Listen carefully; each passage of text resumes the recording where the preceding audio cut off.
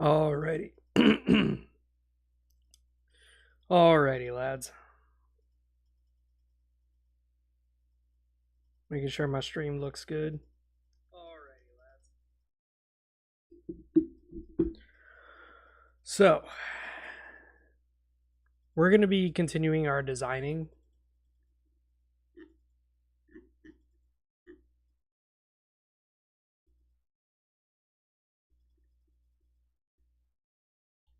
What it is right now is that we have countless of things that we've designed for the Demon Realm. And we're going to keep expanding that.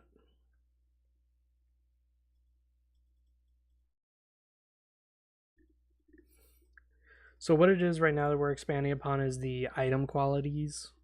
We got Cordcree, Hagiavast, Origast. We need Nuring. Nuring needs to have its own thing. Then we need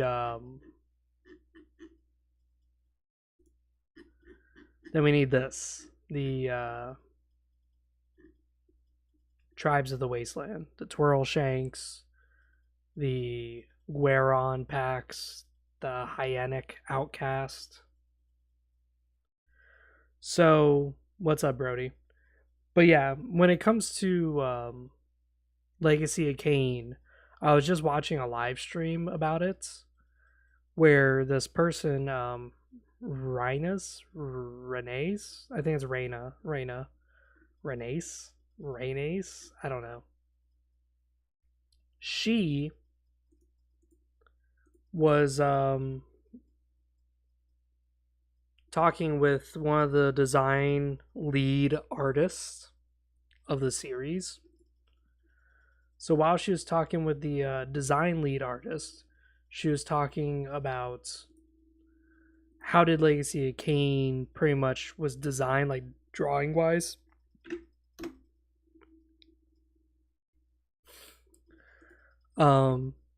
But I asked a few questions and she asked those questions that I was asking. A lot of people were like, damn, those are some good questions. And the answers we got were really interesting.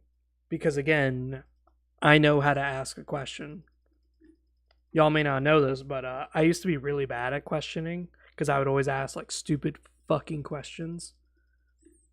So as a kid, my relatives kept telling me like, Zach, that's a dumb fucking question. Don't ask that. So I spent a lot of time thinking, what is a good question? And even my elementary school teachers were like, yeah, Zach doesn't really know how to ask questions. So, of course, when I became a student for ballroom dancing, I learned how to ask good questions. So that's why when it came to the live stream, I knew what to ask because I spent a lot of time and thought on what it should be asked.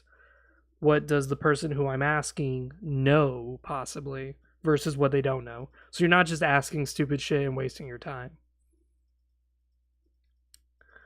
But it was pretty interesting. They were talking about the Hilden, which is what we're designing, the Demon Realm, which is what we're designing. And they talked a bit about what the idea is and what the goal is for those areas. Because again, these areas have never been expanded upon. And the idea behind it is that the Demon Realm is supposed to be like constant flux, constantly shifting and warping and constantly changing. And we already kind of knew that. Hey, Monty, how's it going? Monty was also involved, so I can join the chat. If Monty wants to join the chat, we can just talk about it.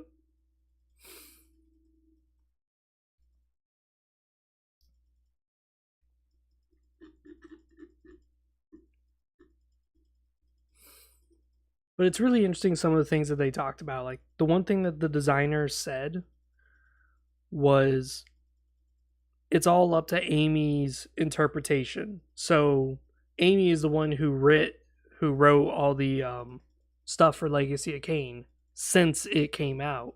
She's the one who designed the whole Legacy of Kain like story. But she always left it open to interpretation. Sounds like my kind of woman. hubba hubba.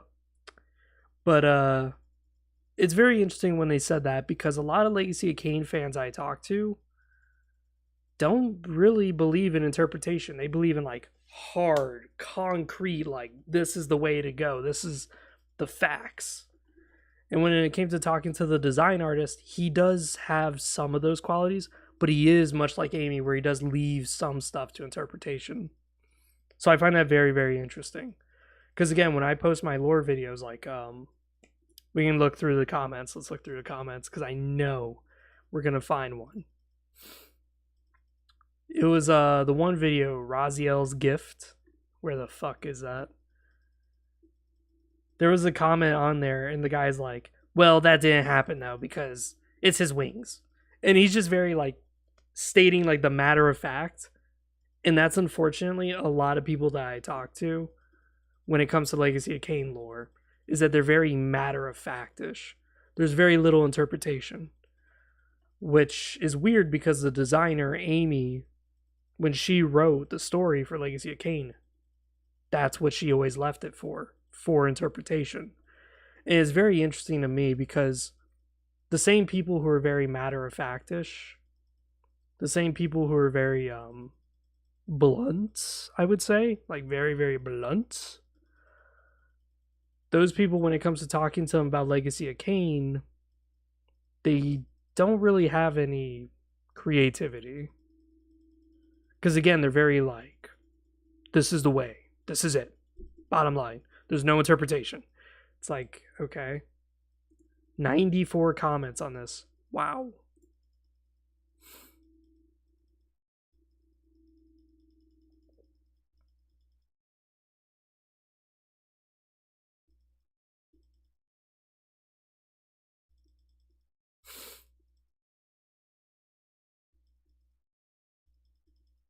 Damn, dude, there was a lot of comments on this. Wow.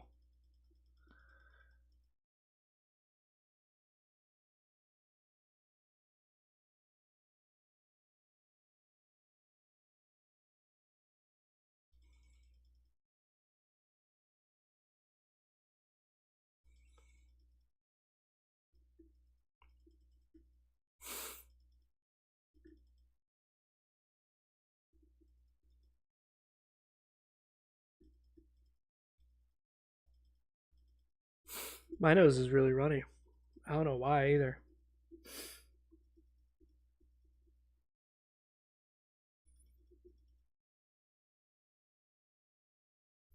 Yeah, exactly, Monty. Like the Discord that you're in, it seems like people are a little bit more open, but when it comes to Reddit or when it comes to YouTube's, it seems like I get a lot of people who are just like, "No, you're wrong."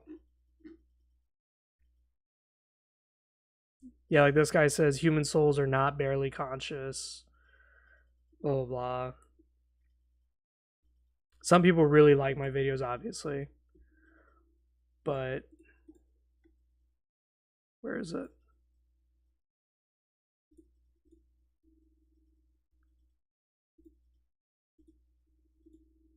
There it is. This is one guy in particular. No, I need to drink more water. You're absolutely right. I got water right here. But was Raziel's gift just his wings? And this guy's like, it was just his wings. That's it. Like, clear cut and dry. Like, done. I always find that really funny. It's just like, that's it. Or, what was the fate of the original timeline? This one brought out a lot of discussion. So, in this lore video, I talked about the original timeline. What was supposed to happen? Kain was just gonna basically die. But I went into a full 11-minute long spiel about what would have happened. What would have been the next course? What would have happened next? And it sparked quite a bit of conversation. Like, here we go. Here's one person. When Kain said the game was rigged in Soul Reaver 2, he was referring to his dilemma. Really? Do you think that? Because it could be easily interpreted that he was talking about this moment when he was stuck between going back in time or staying in his current time and getting overrun and killed um by the nemesis.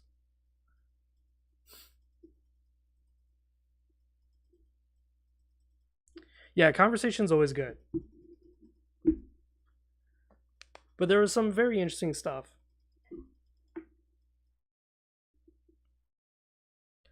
Like this person here didn't really like I enjoy that people type this much. I really do because I don't like seeing like one sentence responses sometimes. I prefer seeing like full dialogue coming out. But it is something that does stick out to my mind when it comes to Legacy of Kain because people say, and I quote, that the game is Shakespearean. Okay, well, Shakespearean dialogue is very interpretive. If you've ever read the story of Hamlet, you have to kind of read those sentences like 3 or 4 times to kind of go, wait a minute. They're not face value. Every single word has multiple meanings. What are they talking about? So when it comes to Legacy of Kain, I find it very interesting when I come across these hard-headed people who just go, well, he said it, therefore that's it. It's like, that's not Shakespearean. Shakespearean's very interpretive. It's very debative. It's like when he says that the city was ransacked, was it really? I mean, the humans were still there. People weren't being killed or slaughtered. Like, the city was just simply occupied. Like, that's not ransacked. But who knows? You know, some people could say differently. Like, that's the point of Shakespearean dialogue, is that things are very interpretive.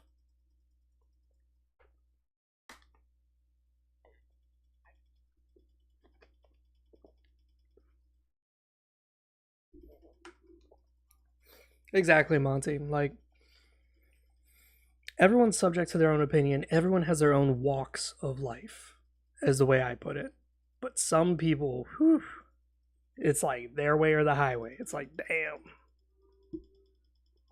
But there was an interesting thing that was talked about with the designer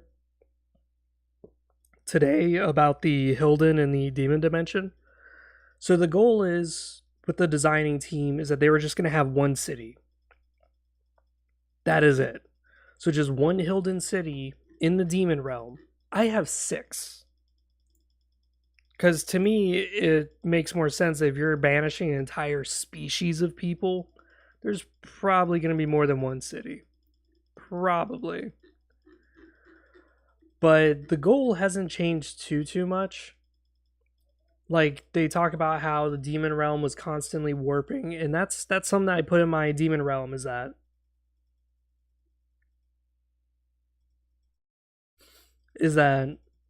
the land does change, but it's very subtle. According to the designer today, he wants the Demon Realm to be changing like rapidly. So in other words, you walk into a room, you look at it, you see that there's a bed, a couch, whatever. If you're in the Demon Realm, the moment that you walk into that room, the moment you blink, the couch is all of a sudden upside down. The bed is trying to have sex with the lamppost because it's alive. Like, things are changing super rapidly. And that's the idea with the Demon Realm, according to the design artist, Daniel something. I'm just going to call him Daniel. So that's their version of the Demon Realm. My version of the Demon Realm was a very slow, gradual mutation. Because when we enter in Legacy of Kain Defiance, there's volcanoes and stuff and lava spewing everywhere, but it's not like changing that rapidly. It's definitely very fucky and very like LSD trip kind of ordeal, but that's the goal that I was creating.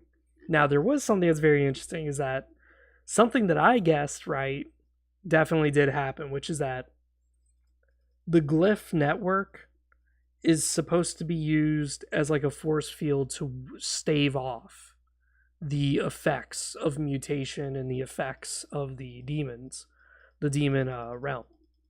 Now, in our world, Legacy of Kain, World of Nosgoth Species Codex, under the Hilden, that's what I designed. I designed it to where there's 6 different things. One, two, three, four, five, six. And the blessed are the ones who live inside those glyph protections. They're completely like normal, Hilden, totally fine, which is great. But then you have on the polar opposite, you have the mad ones. The mad ones is the ones that are not even inside the city. They're not even behind walls. They're just out in the desert, out in the lava. They're just living out there in the demon world. And as such, they are racked with insanity, racked with mutations. So this is why they get the trait Arm Blades. So they get pretty nice weapon, right? But here's the thing. They can't use weapons. They have to mutate hands. They don't have hands. So they can't use swords. They can't use bows. So that's it. They could still like cast magic if they develop a mutation to cast magic. They can still kick someone's ass because I mean they have like these blades that swipe and shit. But it's just that their playthrough is very limited, and at the same time, it says here they suffer constant schizophrenic episodes. So with other Hilden, except for the Blessed don't suffer insanity. But the other Hilden, they suffer insanity. But once they hit level 8, which is the max level, they don't suffer insanity anymore. The mad ones do. They still suffer insanity at max level. So that's design that I put in. It's really cool. I can't wait to play as the Hilden and see exactly how fucked we are, because it's gonna be really bad. But that's the goal. Again, we're using this piece of artwork as like a template. You have your planer here who's summoning some sort of portal or some shit. We got your Agonized, who's just your normal base Hilden, no real buffs. The Blessed up here, the Mad one down here. The what was the name that I chose for that one? The Damned. The Damned. We're only missing one, which would be the Cursed, which is the Engineers. But yeah, there were some interesting thoughts there that they talked about, like the Hilden glyph network is actually run by human batteries. And I don't mean human like humans, I mean human as in other Hilden are imprisoned inside these batteries for the rest of their life, and their soul is used to power the glyph network. That works for me because I already wrote it in the story here for like city locations under Hoguvast. No, it was Origast. There's a guy named Zruki Realmbreaker, and Zruki Realmbreaker is known how to power the glyph systems. Yeah.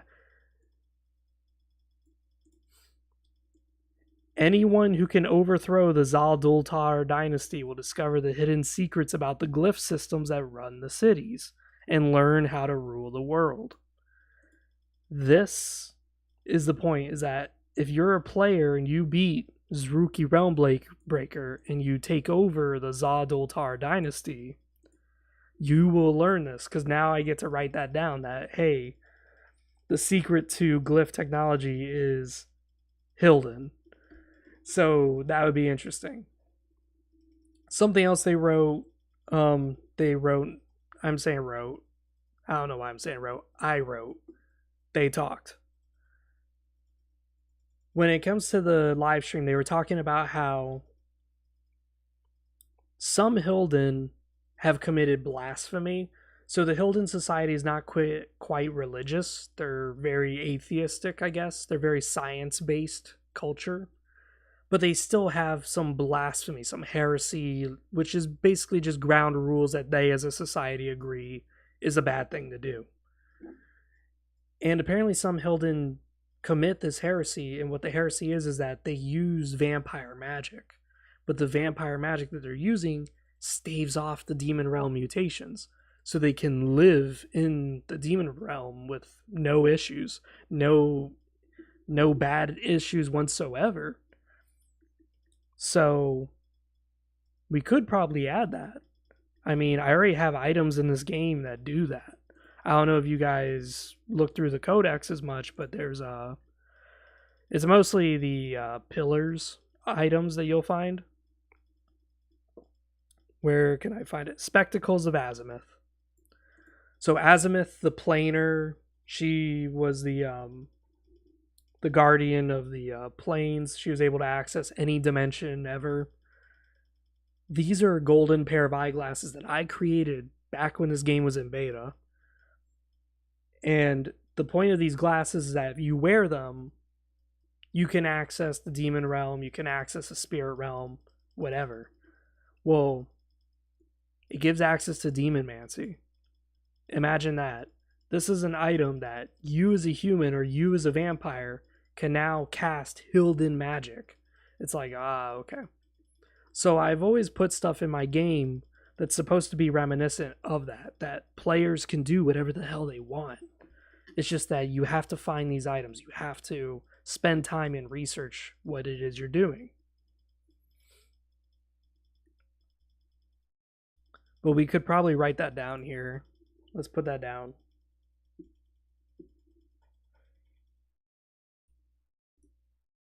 So we'll put heretics relief. Heretics relief.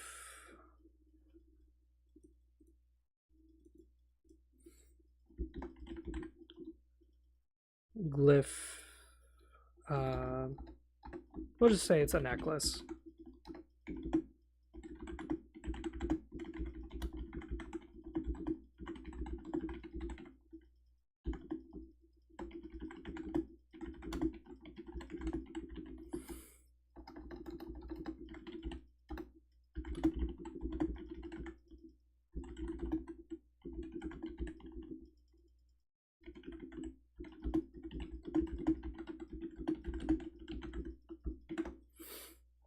There we go.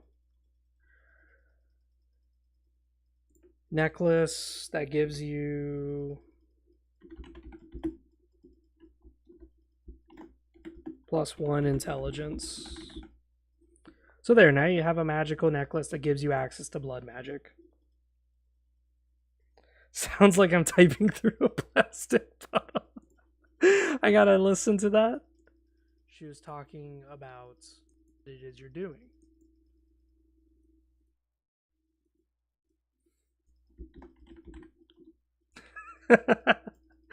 That's funny.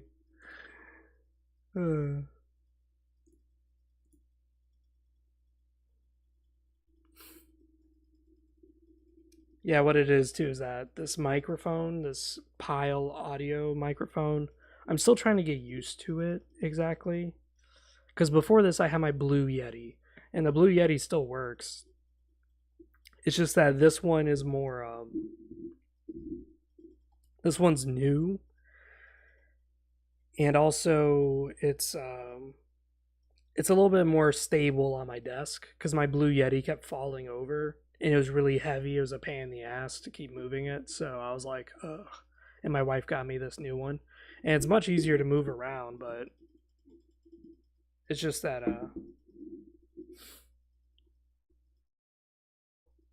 it kind of picks up weird noises. So like it picks up my keyboard, right?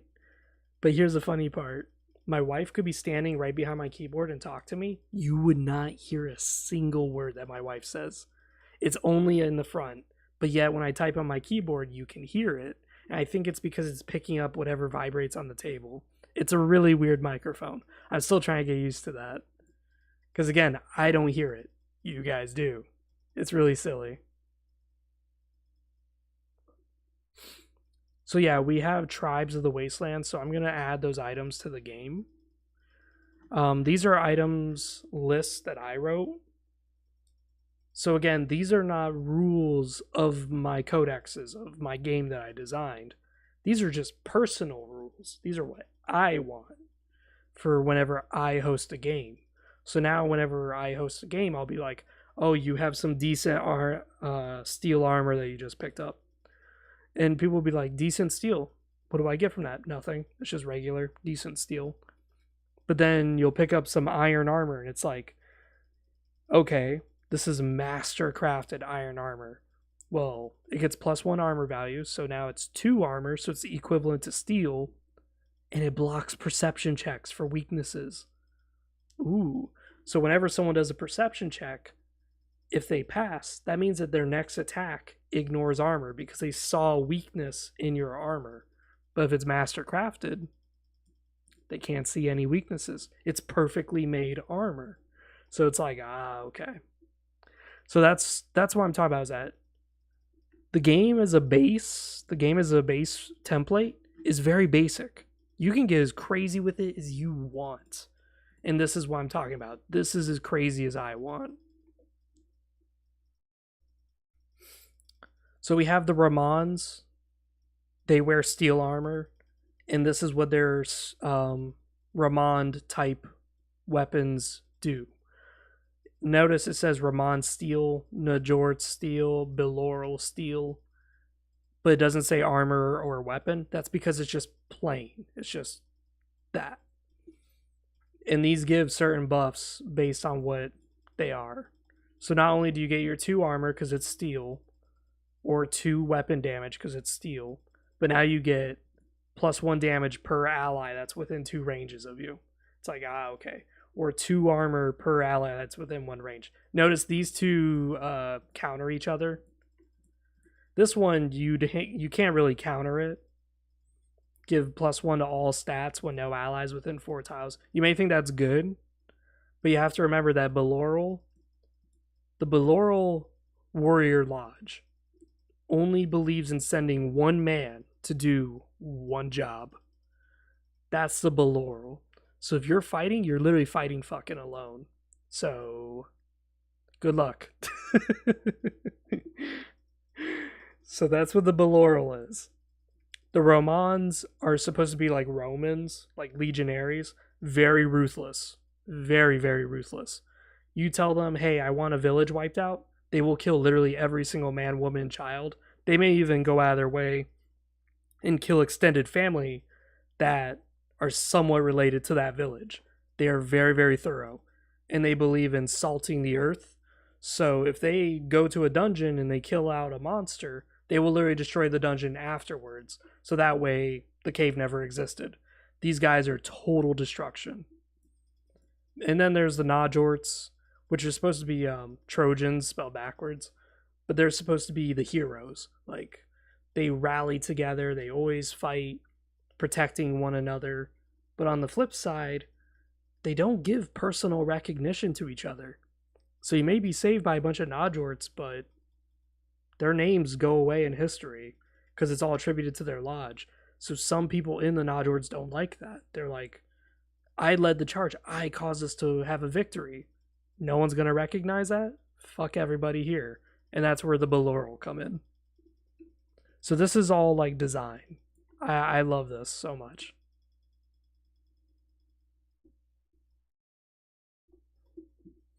We got our Cord Cree, Back Alley Knuckles.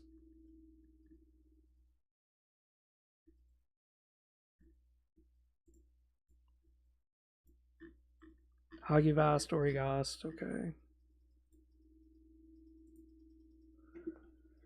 Now we're going to do our Nuring. And then we're going to do our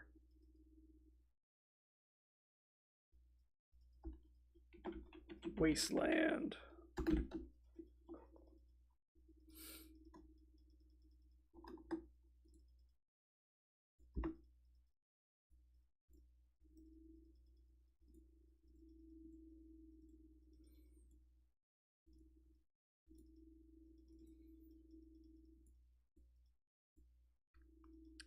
So the Wasteland, we have the Twirl Shanks. Twirl Shanks, I'm thinking about giving them just leather armor. Nothing really that advanced. We'll call it Waistband.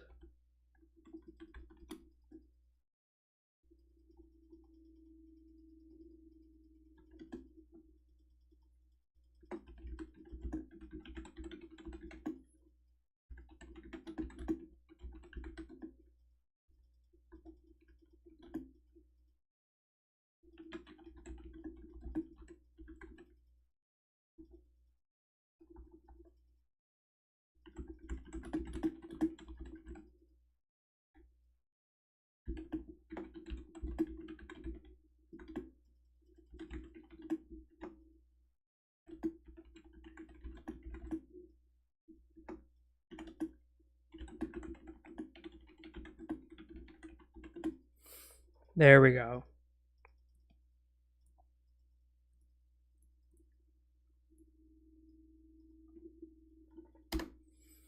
Highly decorated piece of string.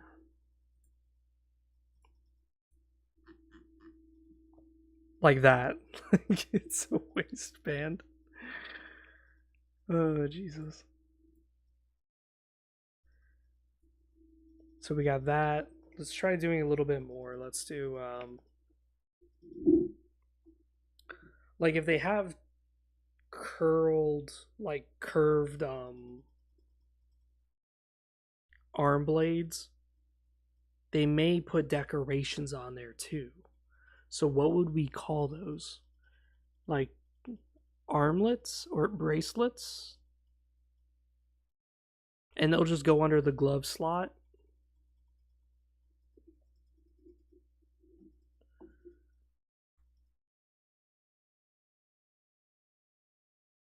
We'll call them re-gloves.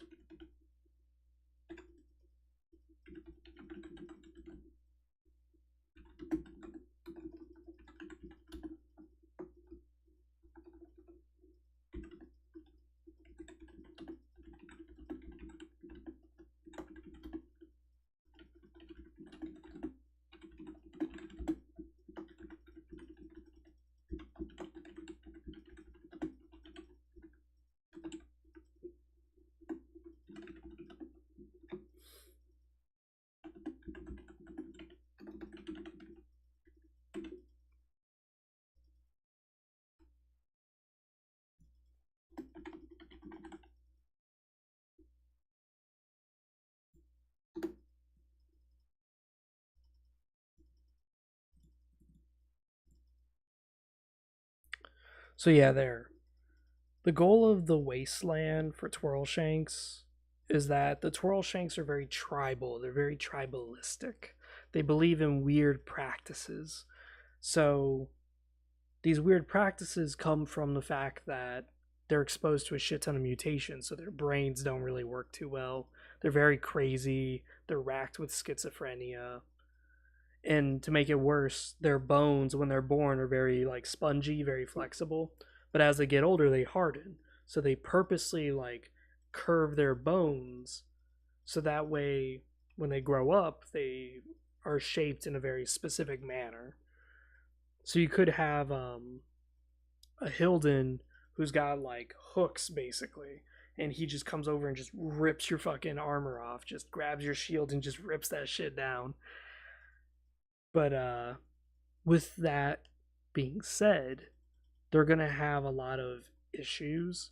So to combat those issues, they're going to have items that give them a shit ton of damage. So they're going to be one of those foes that you fight that have very little armor, if any, except there's going to be a shit ton of them. So you're going to just whip out the fucking Gatling gun, just be mowing down these people. But we'll see how it works out on paper because they're going to hit you really hard, like insanely hard. They already get +4 to their melee attack because they have arm blades, but now they're getting another +4 from this. So they're going to fuck your day up. Yeah, they're going to be basically glass cannons. Very, very weak, very fragile, but very, very, very strong. One hit and you're done. That's the goal here. Um,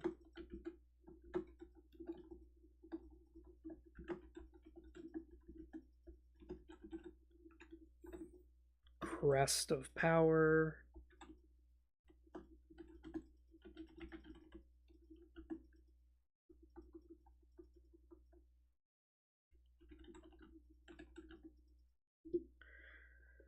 We're gonna do the Crest of Power, and what it is it's like a bunch of I don't want to say paint, but it's like little rope bands that the tribals will put around someone who has that third eye or someone who has the ethereal flames, the ignis fatuus. And this Crest of Power just simply augments their magical powers.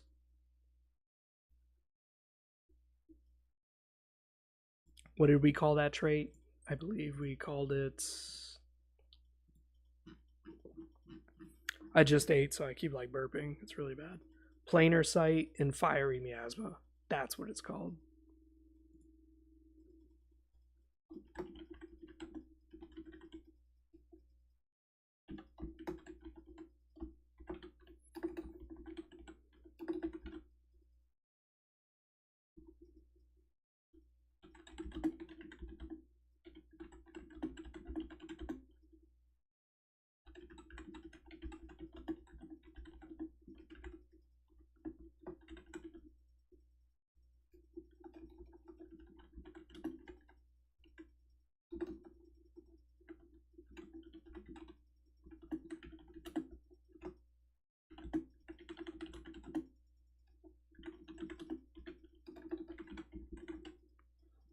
+3 or +4? I'm thinking +4.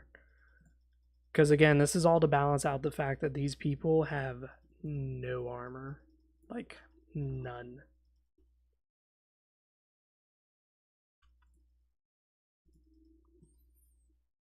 I did promise that we would try to design a Hilden too. So let's try it. It's been a while since I've drawn, so I'm kind of excited to get this started.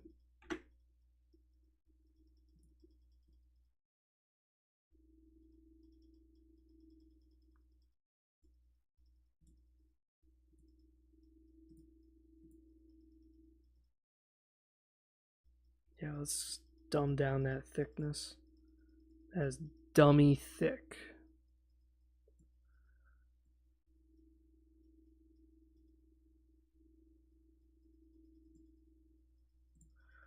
Alright, there we go. Now I use lines a lot, and the reason why is because lines are very good at designing certain things. So what we're going to do is that we're starting with a circle, and that's supposed to be like your normal head. But what we're going to start doing is we're going to start like cutting off some shit. And that's because, again, Hilden are very like skeletal. They're very thin. So just kind of ignore the gigantic bubble. We're going to even that out here pretty soon. We'll start here.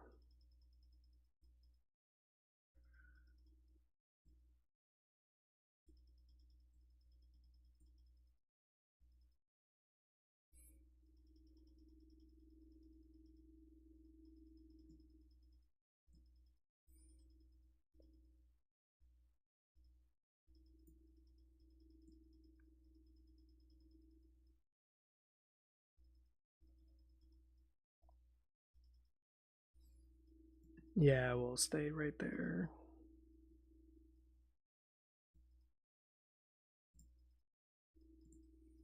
As I was saying, when it comes to designing with MS Paint, I prefer the lines. And then what I tend to do is I just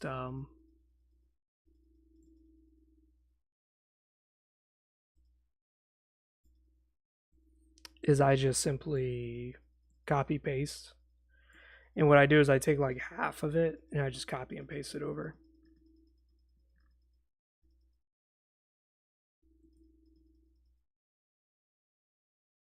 So like already you can kind of see that symmetry starting to develop.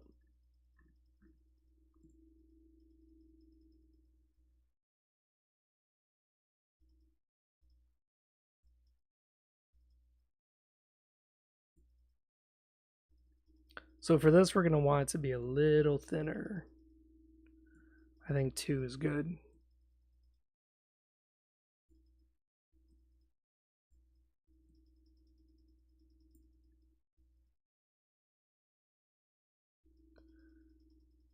I'm not so worried about this side because again, we're gonna just divide this shit in half and copy paste it.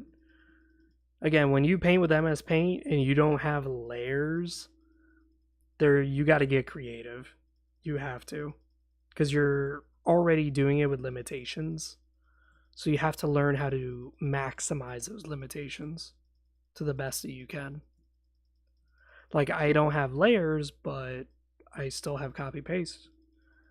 I don't have this, but I still got this.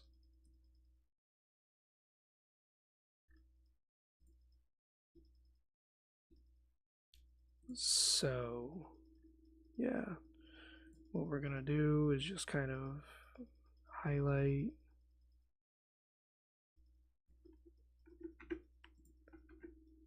And then we flip.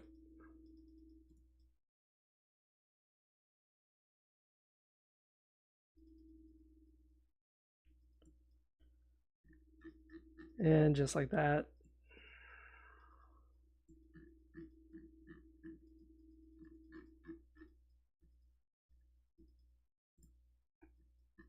All right, so now we already have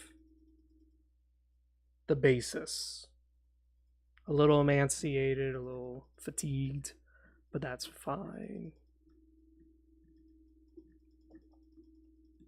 One thing we're going to compare this to is to our. Which one is it?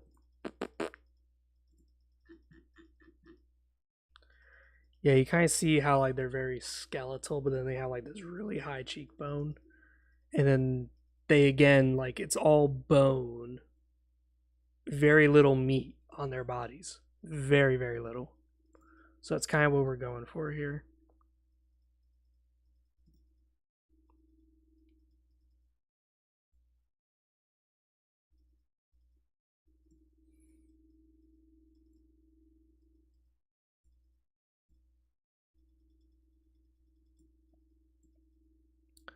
One of the downsides with using MS Paint is that I can't click off of this.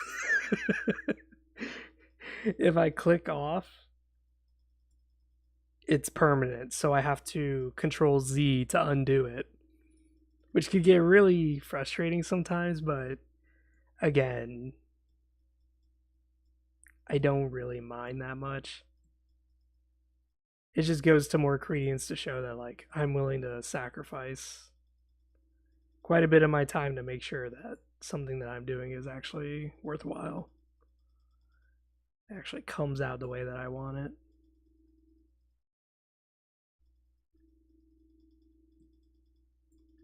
I don't really like the way that that's looking.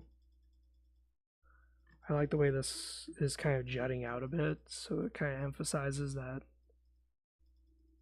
this person is famished.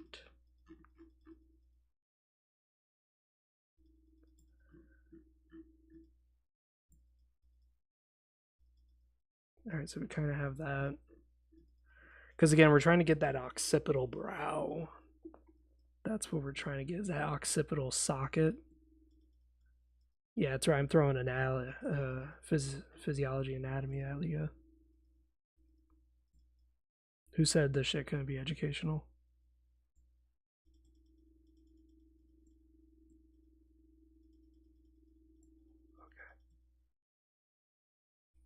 I don't know why this thing's not cooperating, but we'll see.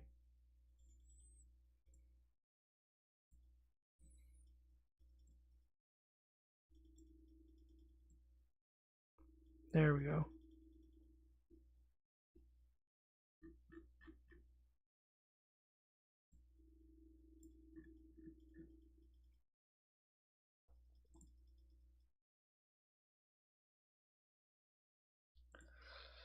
Fuck. Oh, thank God it didn't undo it. Whew.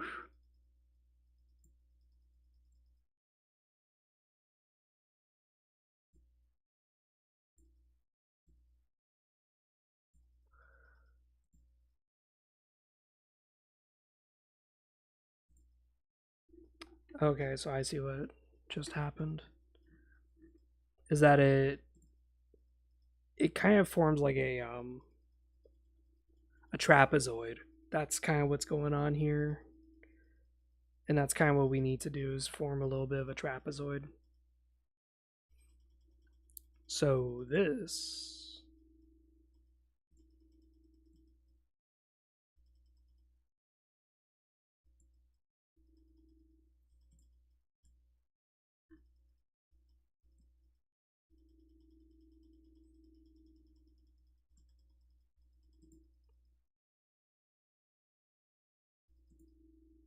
Okay. Hey, what's up, Monty?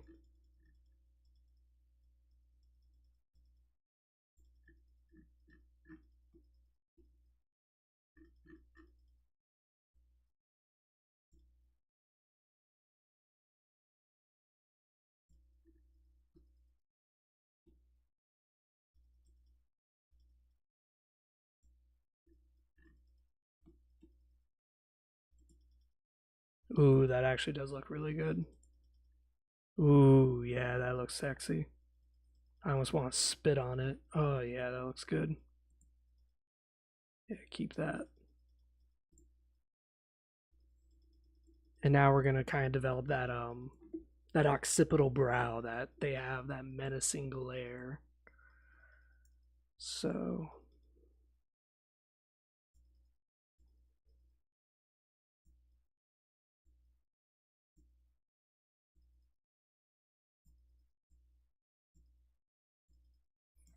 let's see, we gotta so it kind of like curves. And that's the yeah, that's right. It is a beautiful shape. It is a beautiful bowl.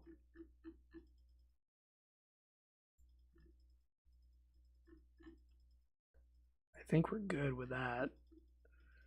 And then what we do is we just divide this shit in half and then we copy paste it.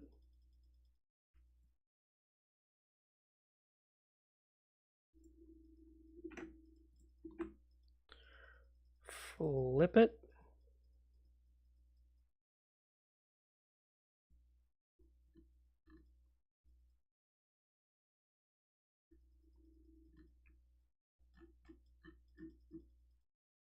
Oof. Internet suffering? Damn. That is very unfortunate.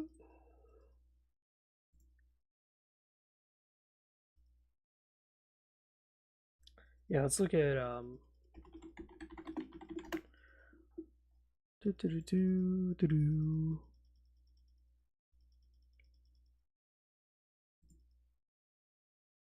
yeah, you see they have kind of like that brow thing going on there. So it's raining hard. Yeah, it was raining. It was like drizzling a bit where I was. So now we just need kind of like a outline of this, and then just have it like fade away.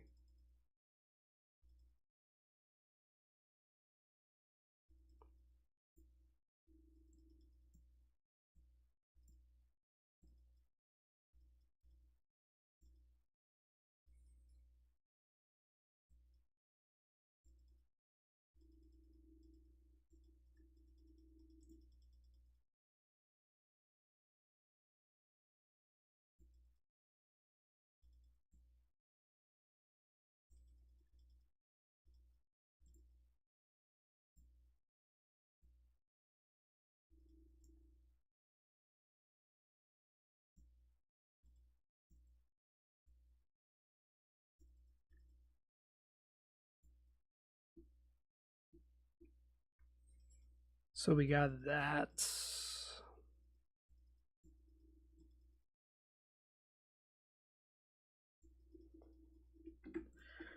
Yeah, Monty here was congratulating me on my symmetry, and I spilled the beans. I was like, "Oh, this isn't symmetry. This is just copy pasting." It's about there.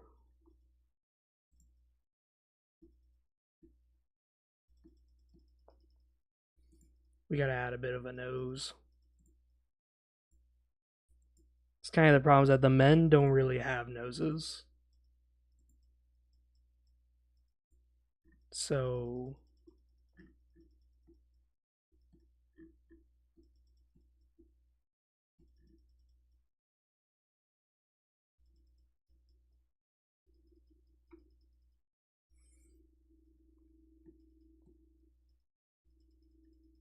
so I think what we'll do is we'll just simply have it where it kind of just fizzles out.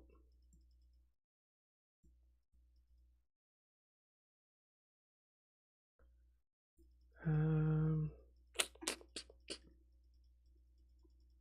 is that pretty much the way it was? No, it's not. Never mind. Let's not do that. Damn near just vomited in my mouth. Would have tasted good too. Oof.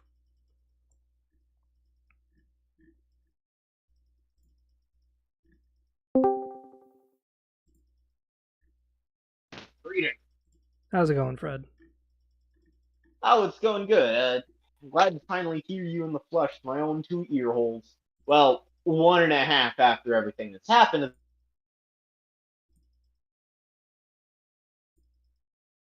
Hello.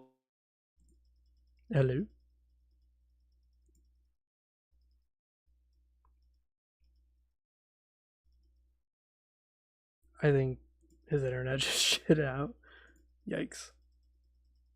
I'm so glad I don't have bad internet anymore. Like, that shit would kill me during my streams. Oh my god.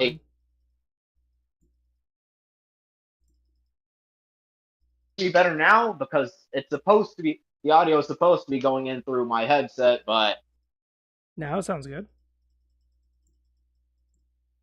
for the first time in ever, been right. Man, I paid $60. It cost $60 for gold candy. Idiots. Yeah, yeah.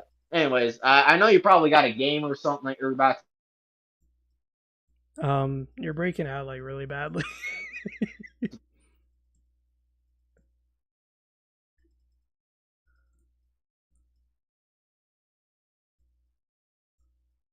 All right.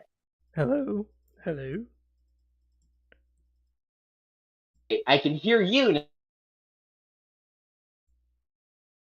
Just pop in and say hi. Yeah, welcome. It's glad to finally hear your voice because I know you Well, chatted in yeah. my thing quite a bit.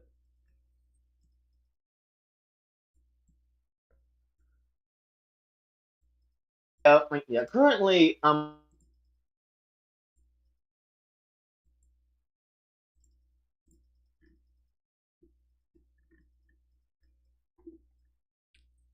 don't want to paint this in yet. Do I? Do I not?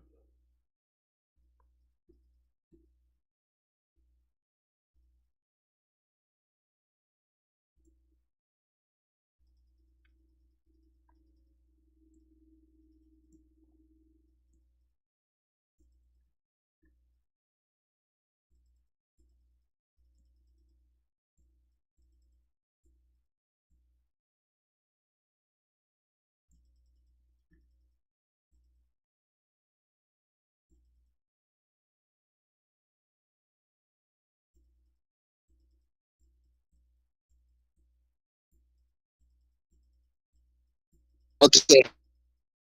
Oh,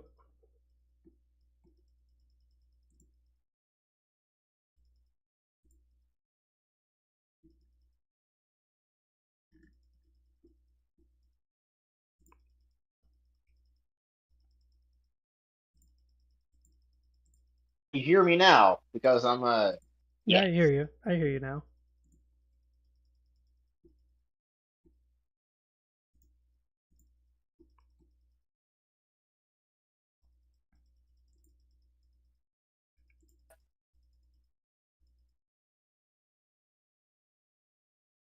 I'm not, but unfortunately, well, it was nice talking with you, and maybe chat again some other Yeah, absolutely, dude. time. But things aren't really working out too well right now. Yeah, weather's been bad Oh, lately. I oh, you can understand. hear me. Oh, how nice. Yeah, yeah, I gotcha. Oh yeah. Since I can talk with you, then did you hear what I said about the headphones? Something about headphones. I heard you said $60 about it, but I didn't understand the rest of it. Yeah, yeah. Okay. Essentially,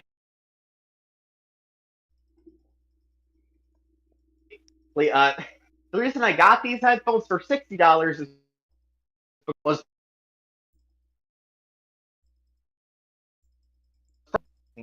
because it is on a base, and the only reason, of course, caused me to few thousand other and get in trouble. Well, and get compensated. I tell you what, the U.S. government and makes the ecclesiarchy run like they're masters of efficiency. I tell you what.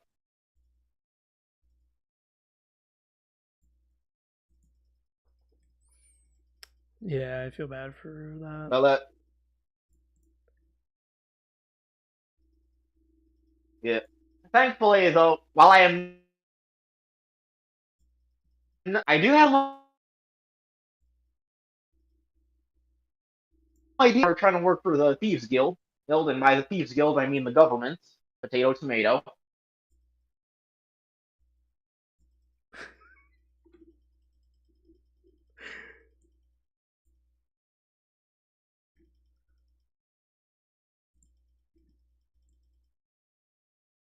I did gain something. Yeah.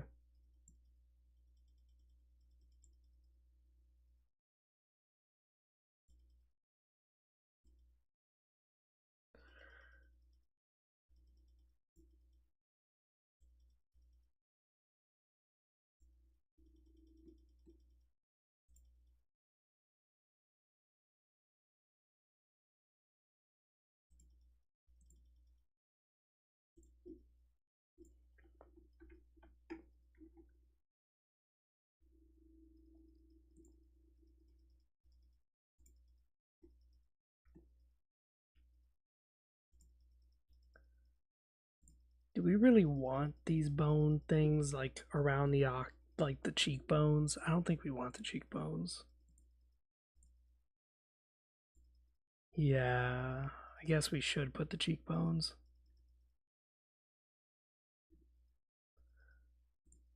Damn. We'll leave it like this because I didn't really like the way this was turning out. There we go. And this we'll leave a little bit lower because, like, Okay. oh, well, he left. He was cutting out like really badly. A lot of people are having internet issues right now due to the bad weather, so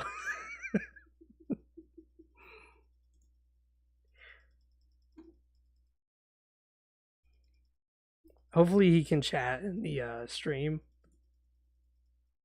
because it should be easier probably typing than it would be actually like.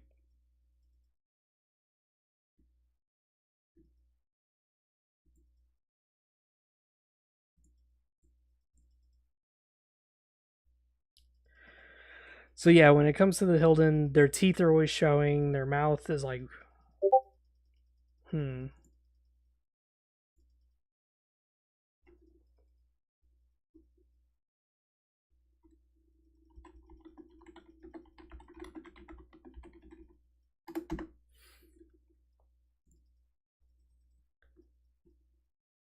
So let's see. Because the thing is too is that we're also going for a more angular type of Hilden, so I may just neglect the cheek brow entirely and just leave this as is. And now we just got to really kind of like focus on the head crest. And the mouth, we're going to make it a little bit bigger.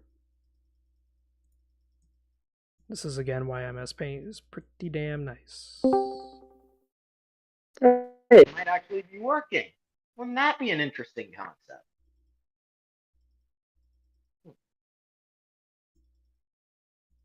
Can you hear me? Yep. Yeah. Right then, yeah.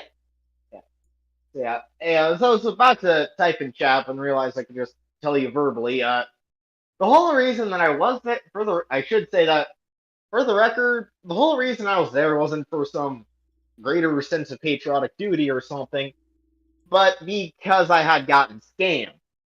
And you see, after I graduated high school in 2020. You see, and because of online school and some issues at home, well, I got scammed out of my first year at college, the summer courses I was taking, and the AP classes I was taking beforehand. So yeah, that at that point I really just needed to start my life over and whatnot. Not and yeah. So then I thought back to what I was doing at the OK at the zoo as a teenager, and realized, well, hey, I already fought for God's natural world and the kids whose only crime was trying to enjoy it. You know, that's type stuff. And well, I decided to go be an anti-poaching ranger in South Africa or something. I unfortunately needed to join the military first, so that was the whole reason I was there. Just wanted to say that for the record. Okay. Yeah. Yeah. All right. So, See so ya. how well, actually, if you have a moment, how are you doing? Oh, I'm doing good. I thought you said see ya, so that's why I was saying see you back. But No, I was saying. So yeah, yeah, like yeah, it was not a good story. Like, sorry, it was not a good time, but like, but you know, things are better now, and so better now. So yeah, um, that's good. yeah. So yeah, yeah, and also because of that, I technically got my book to be the top 1% of read on Amazon on Shamazon A book. on. Yeah, it's called Da Winged Hussar, which I wrote, and I'm currently writing more books right now. You're talking about the thing that you Right. sent me, right? That I still haven't had really the time to look at. Well, that's what I'm currently writing now. What I wrote beforehand and was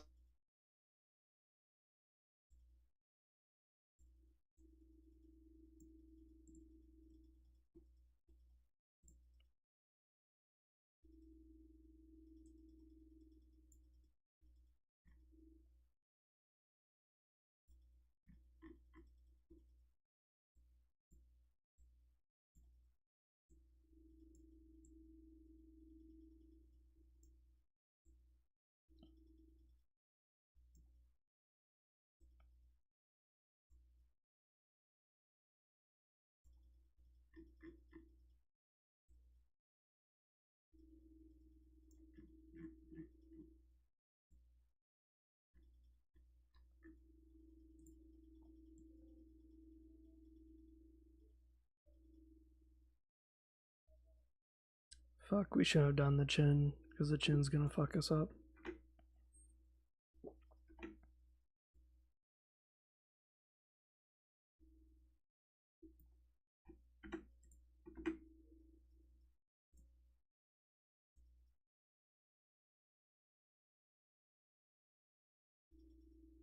yeah, I was about to say, hey, that I could fight the internet all night, but I already said the important parts.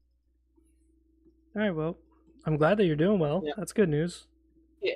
But hey, if it did join me back up, I might as well finish what I was gonna say. Yeah, and like I was read by about 32 people, which technically puts me on the top 1%. And so yeah, all I needed to do was be like to be a successful old artist in my time was time was to get scammed, falsely imprisoned, and almost murdered 24 times. It's that easy. I tell you what. So yeah. All right then. Well, so yeah, that was good. Uh, I'm curious. Rhea, since I'm on here anyways, I'm curious about a question. What's up?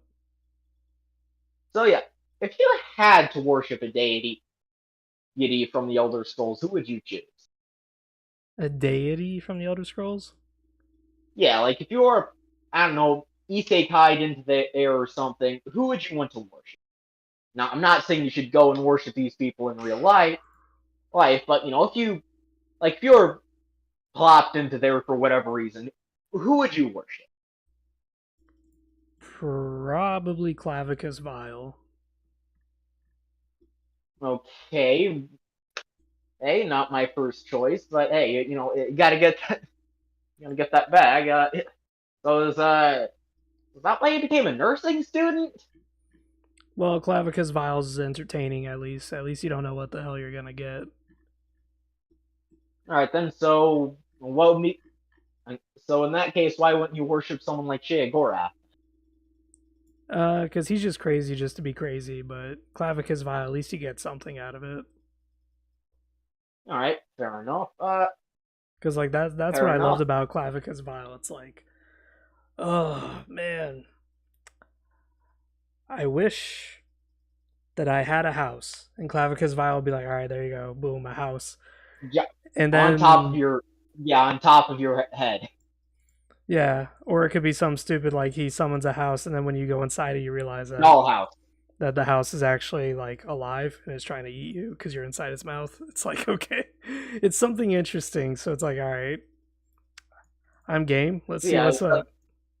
yeah. So when posed between two of the two evils, you choose the one you haven't tried yet. I see. Fuck, I Yeah. can't do that. All right, then. Yeah, I'd probably go with like Malekith, Kath, or Kath, or like the Boss Mary pantheon. Personally, maybe kind, but yeah, kind, but kind. But then again, I am trying to be a park ranger, so yeah. So yeah, yeah. So another question for you: What's up? who would win a used car selling contest between Zinch and Clavicus?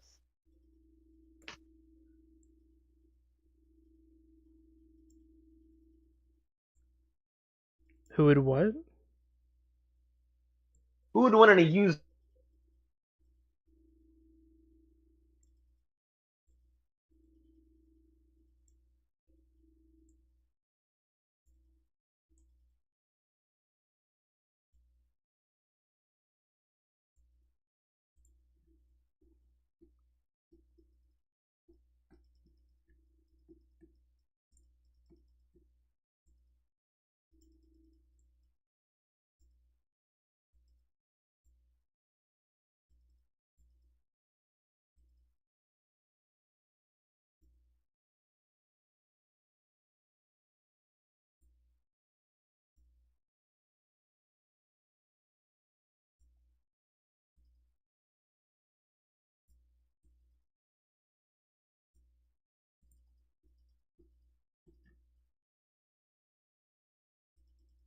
Damn. I guess his internet's out this time.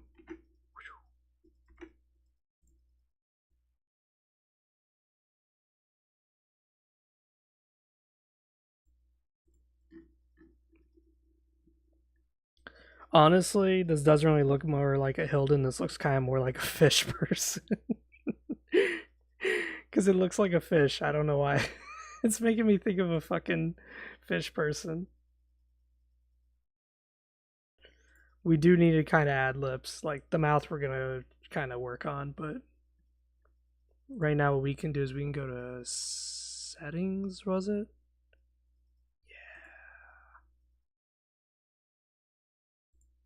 It doesn't really matter. We could always just do this.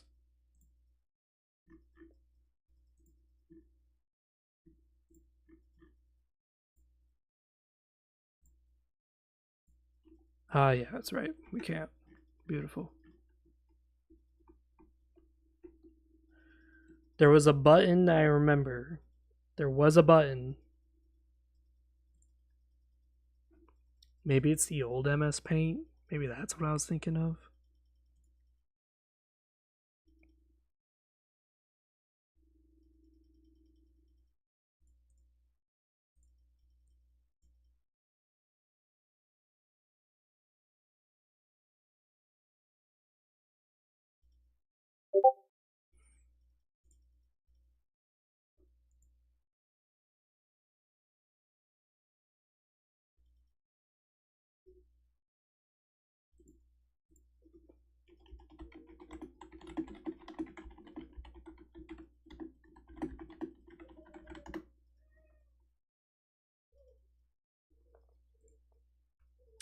Huh. So there was a thing I used to do on paints.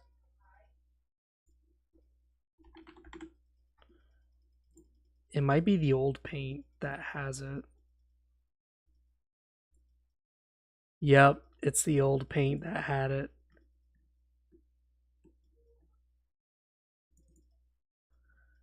Yep. Son of a bitch. Alright, we're gonna do it. We're gonna have to select this, copy, paste.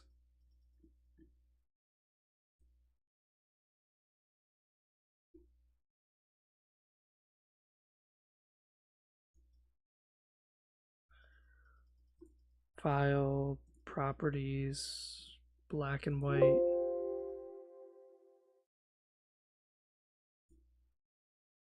Oh, wow, that did not come out the way that I wanted it to, but at the same time, it does look pretty interesting. I'll take it.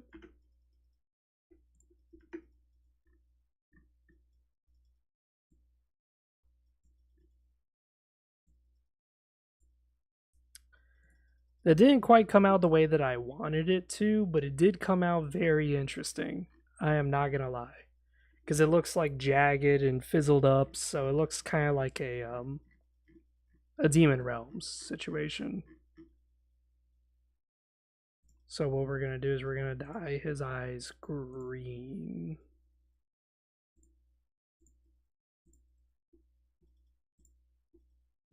And what we're gonna do is we're gonna select this, select a like really dark kind of shade. We're gonna go down on the opacity, down on the thickness.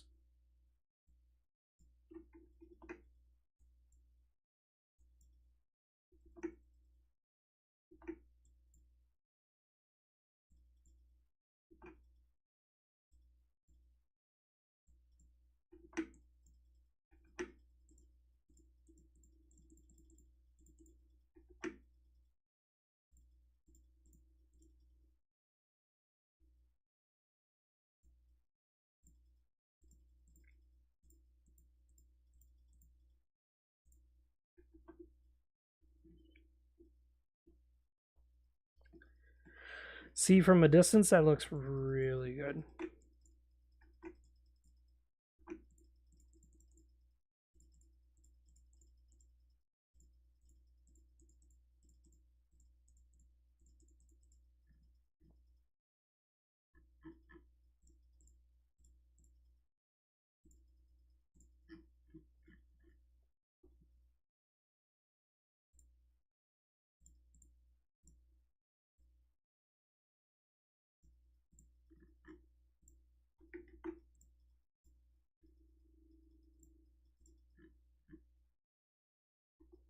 There we go.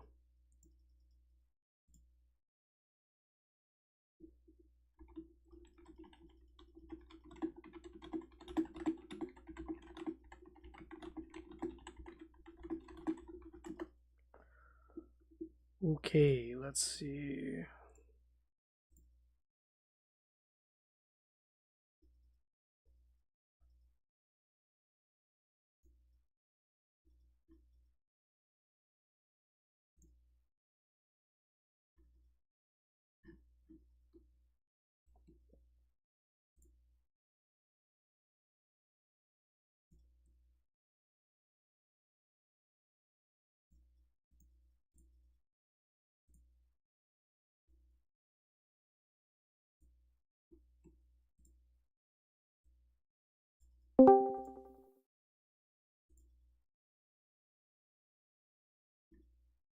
Monty, you're muted for some reason.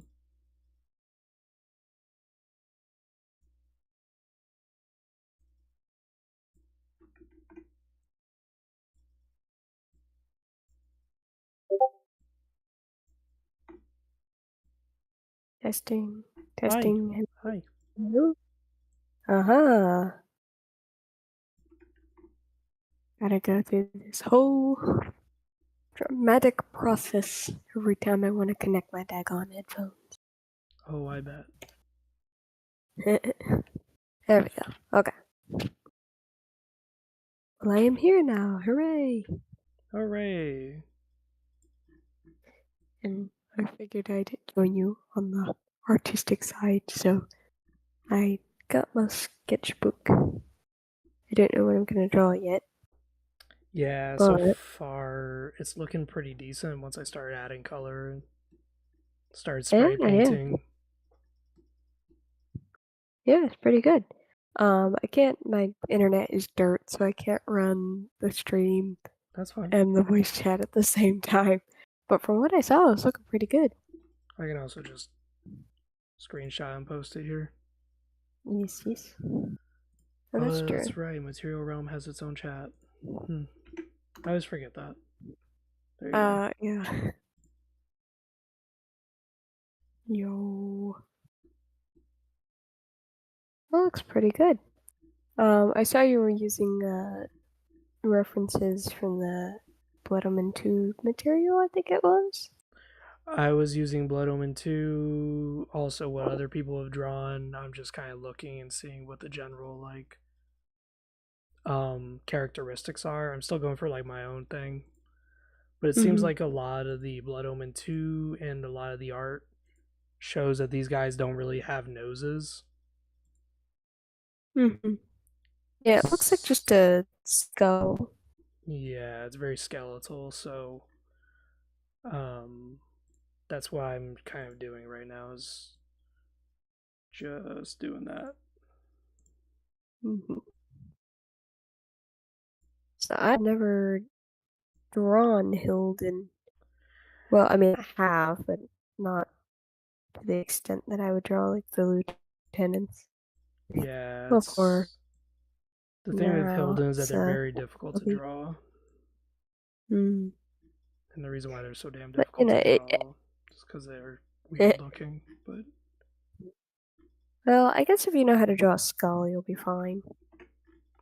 Because that's pretty much what it is. I'm just so used to putting all the flesh on top of it.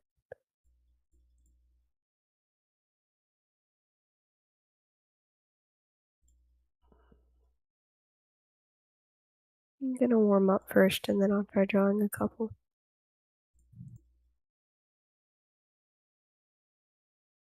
so we gotta thin out these lips.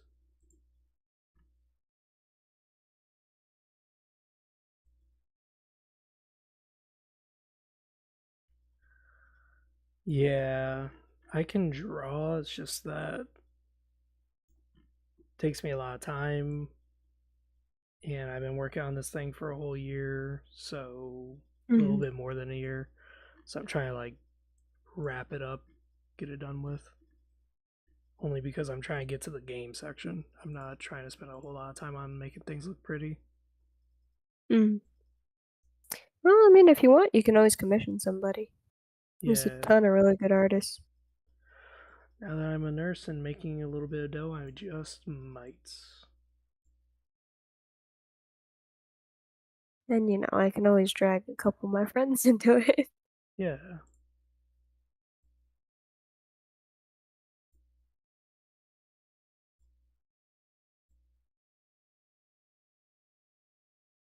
Let's see.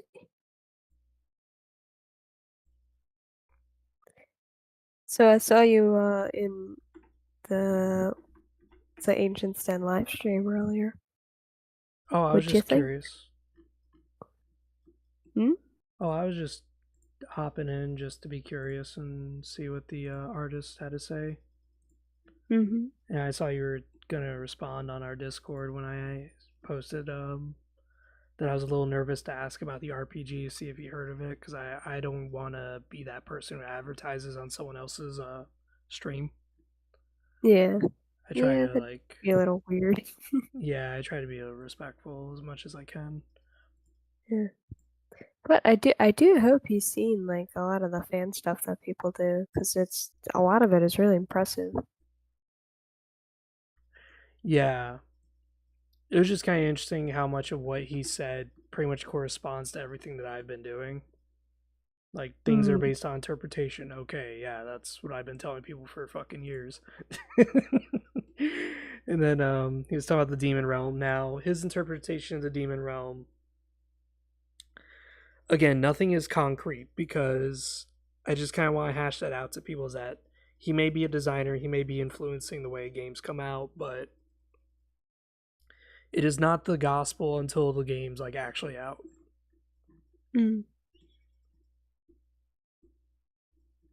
So like he says Demon Realm's one way, I've already kind of designed it to be a slightly different, still more or less on the same, but slightly different nature and methods. But I'm still gonna stay this way until like an actual game comes out. Then yeah, I'll change accordingly. Yeah, well, also, I think it looked different in between Defiance and Bloodman 2. I don't remember. Do you actually go to the Demon Realm on Bloodman 2, or is that No, still Hilden structures? Oh, okay. you're in the Hilden City. You're underground, and it's just a like giant tornado that essentially connects to the Demon Realm. Yeah. Oh, yeah, that's right. Which kind of begged the question: was the Hilden don't really have wings, so how the fuck did they climb out of it? But I guess just magic. We'll just say that, just magic. Just build a really tall platform. Yeah, because like there's a That's platform, probably but what that thing was. it's it's just again there wasn't much explained. A lot of people were congratulating me on my questions because I guess my questions were really really good, Hmm. but that's just that just comes from the fact that when I was a kid, I used to be really stupid and ask like really stupid shit. So, There's nothing wrong just with asking questions. yeah, so I've learned how to ask like really good questions. I'm It's the gonna only way you learn. I'm gonna give this guy big fucking lips. Yeah, let's give him smoochers. Let's give him a pair of smackers. No liver lips on this guy. No, no, no, no, no.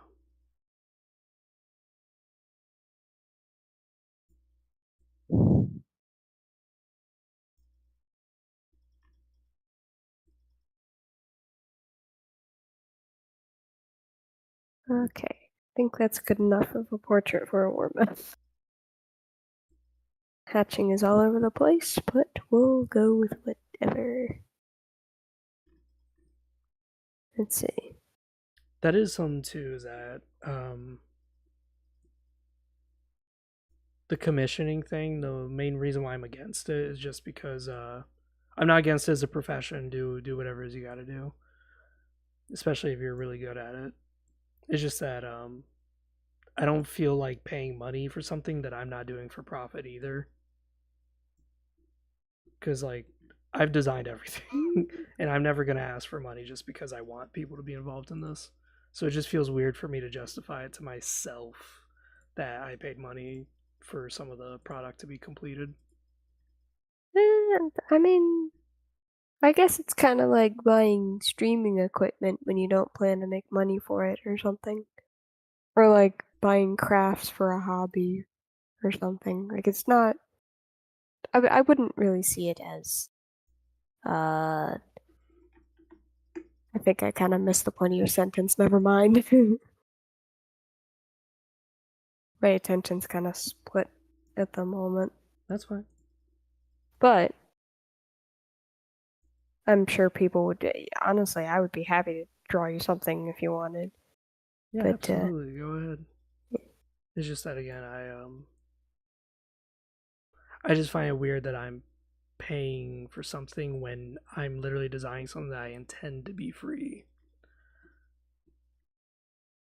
You know what I mean? Like I don't want to give the artist or anything like crap that I'm having them design something that's basically gonna be free display for everybody.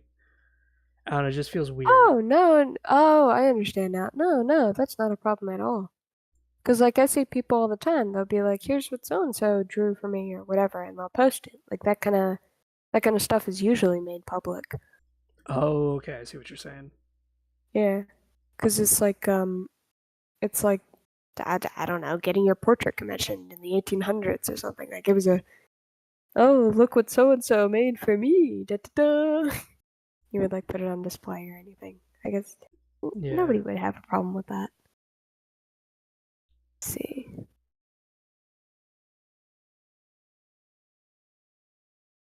I kind of want to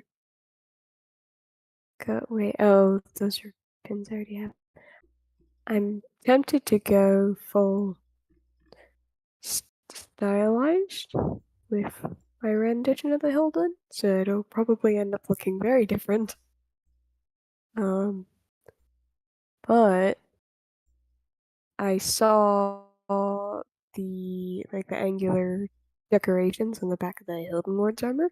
I was like, oh, that looks like Art Deco because it has very Yeah, angular, pointed decorations like that. I was like, let's run with that. So, and that's kind of the thing too, is that I was gonna design minor clans for the vampire campaigns, mhm. but the problem is that I don't really know much about Persian or Indian iconography, so I would have to look into Mhm. that a little bit before I start diving into that. Yeah. Well, Art Deco is more American, really. I don't know much about it either. I'm literally sitting here on Pinterest looking it up as we speak.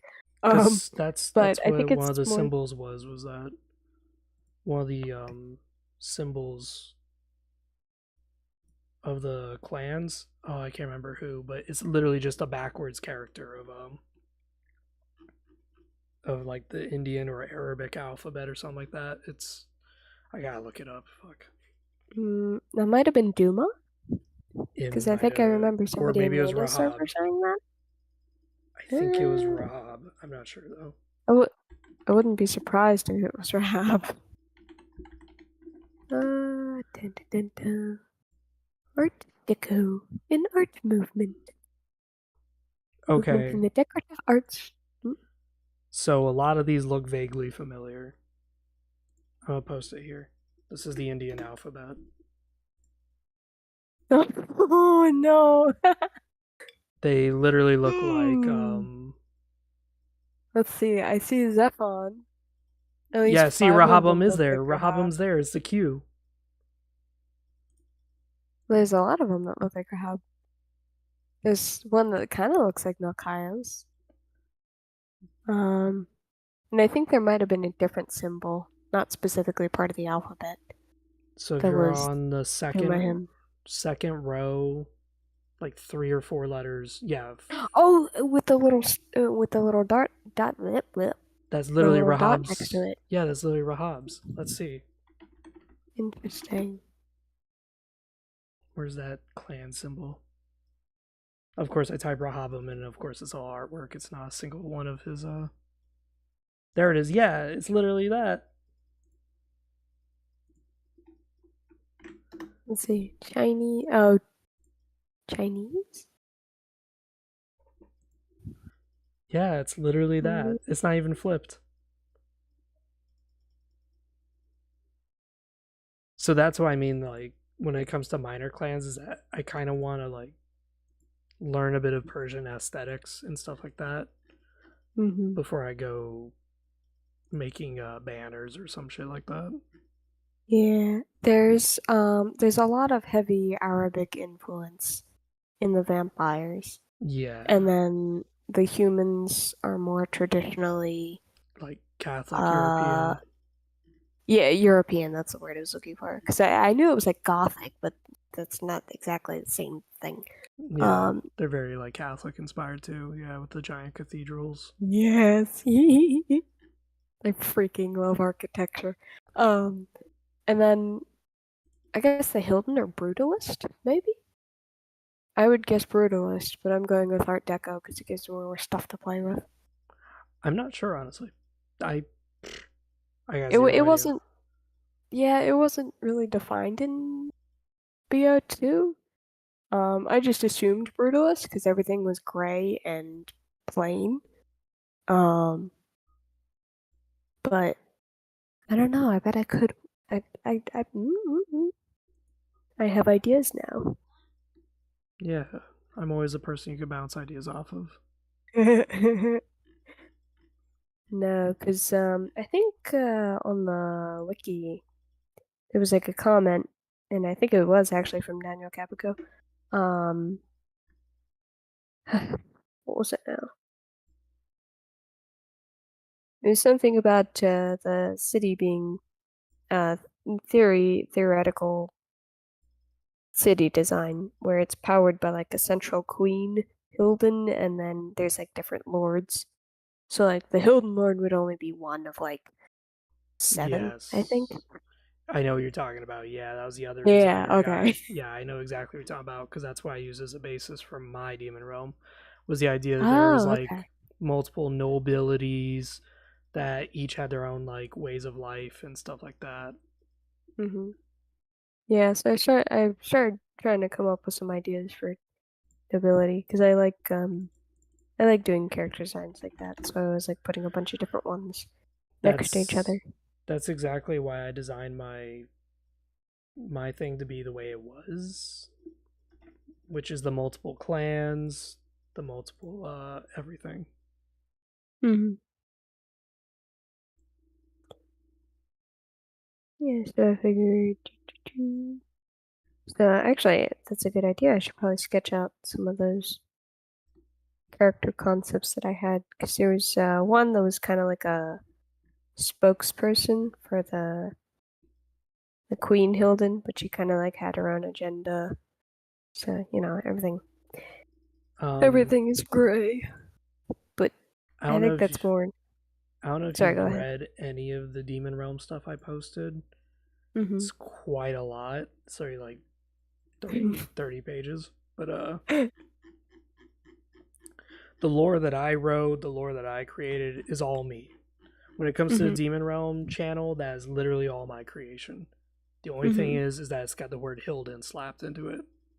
That is it.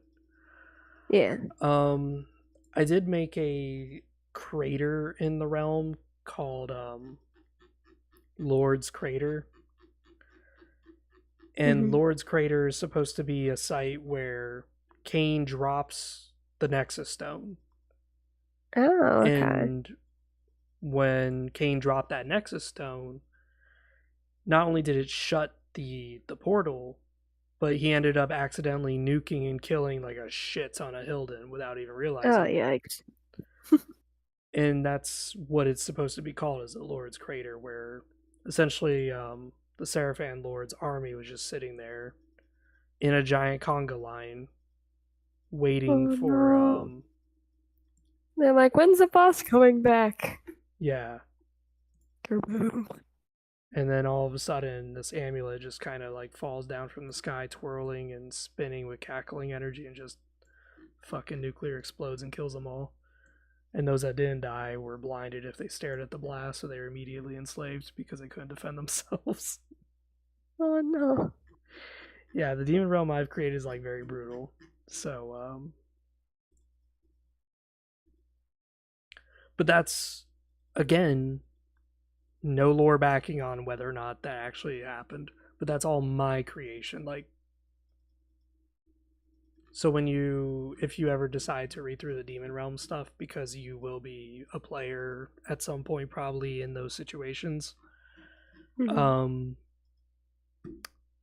the 30 pages I wrote is gonna probably help you a bit. Mm-hmm.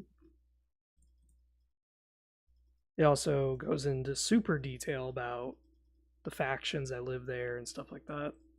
Because I didn't just write Mm-hmm. like, oh, this faction's a faction of warriors. Like, no, no, no. I'm not a simpleton. I don't do that. Mm-hmm. Everything has a purpose. Mm-hmm.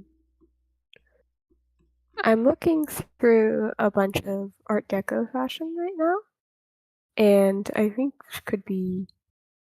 Now, granted, I'm not suggesting you use any of this. I'm kind of coming up with my own ideas on That's the fine. side, but it seems like big headdresses and long, sleek silhouettes were really popular for women's fashion.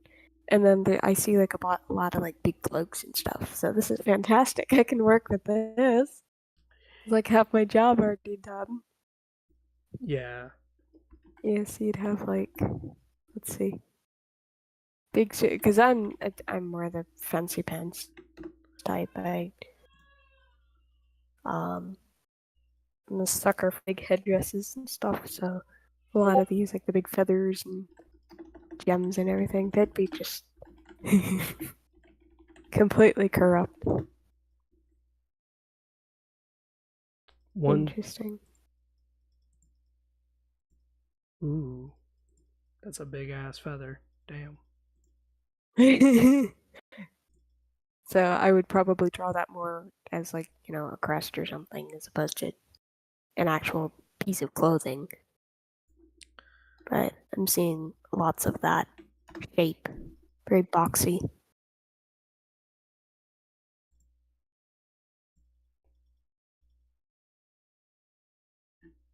There was a lot of I really love Prince of Persia. I don't know if many people knew that about me, but I actually played Prince of Persia Sands of Time, Warrior Within, and Two Thrones. Didn't really like Two Thrones, but the aesthetic of Sands of Time and Warrior Within might be really good for Hilden or vampire design. I'm trying to pull up some artwork because Sands of Time was really beautiful.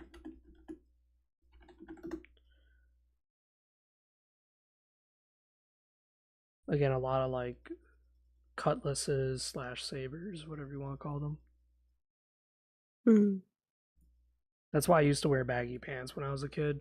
I didn't realize that it was a thing that gangsters did. I just thought it was cool because, Persia.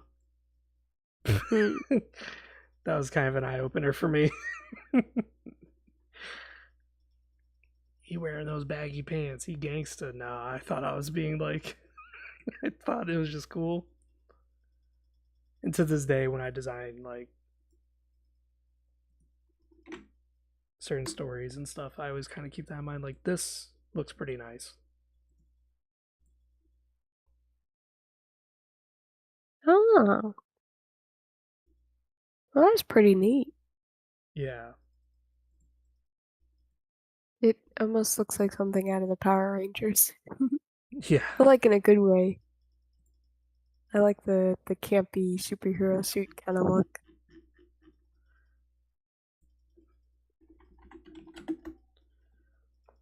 I'm trying to see if I can like get some of the artwork. Yeah, the monsters, because the monsters in Sands of Time were just interesting looking.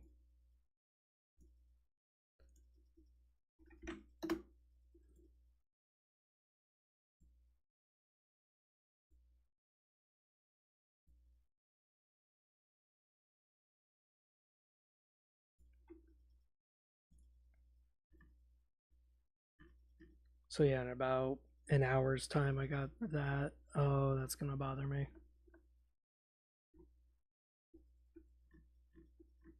I just realized that I was off by like a pixel.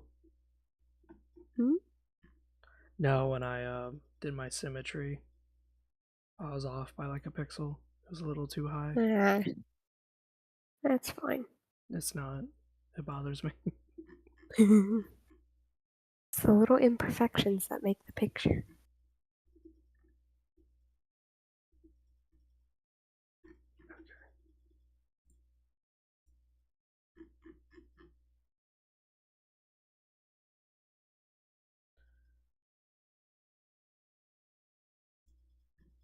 That's good. Now Oh, cubism. Let's take a look at these.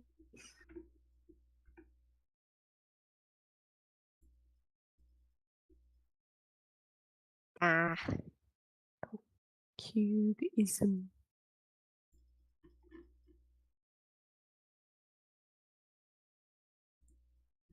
beautiful. There we go. I mean, I don't know what I expected. It's a bunch of cubes.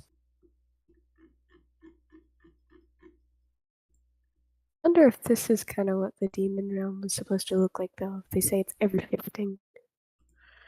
Yeah, Give that me a was sec. the thing, is that when we visited it in Oh, it's a Legacy Chaos 15. That makes sense.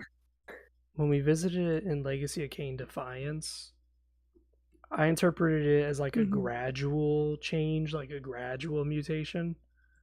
But today in that live stream, that artist, he's like, no, it's constant. It's like really fast, really rapid acting. It's like, what the fuck? If it's that rapid acting, how the fuck do you even build there to begin with? Like, damn, that sounds like a brutal life.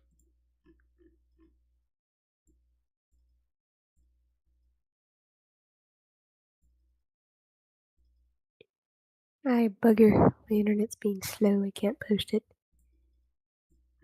Basically, I looked up cubism and I'm looking at pictures of Picasso's paintings of houses. And the perspective is all wonky. Oh Like one yeah. guy's sitting on the roof of another thing, that kind of thing. There was a pair of artists who once made fun of art reviewers saying that they don't know what real art is. So what they did was they started to just use random objects that they found and just attach those to canvases.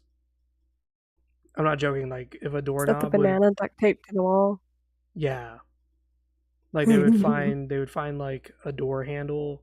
They'll just stab it through the canvas pane and be like, "There, it's art." But then they would stab like a bunch of other shit into the art collection, and it started to get like really, Mhm. really out of control. I remember hearing about this one guy who accidentally left his glasses on the floor of a museum, and people started taking pictures because they thought it was an Yeah. exhibit.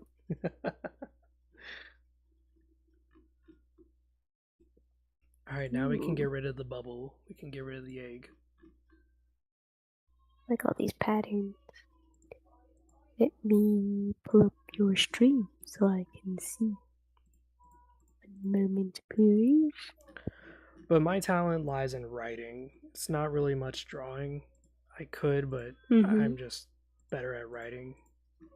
That's why AI is like such an interesting tool because it allows me to translate my writing into art. And that is Mm. very useful for someone like me who's got this mediocre, maybe even less than average art skill. Mm. I think it's a good starting point, but I don't really like to rely on it too much. Yeah, there Because is then a again, it's better to lean into your strengths. exactly. That's that's my thought though.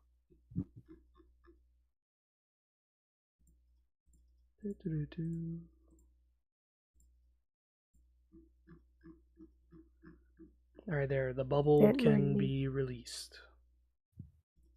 You shall be free.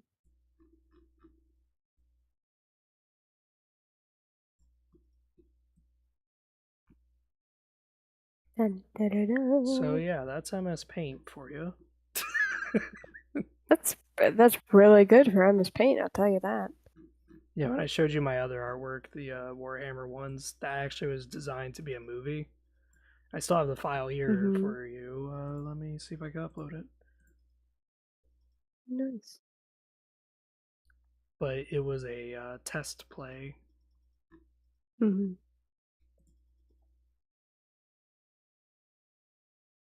or maybe I deleted it. Yeah, I probably deleted it just because it was just sitting there. Oh, that's okay.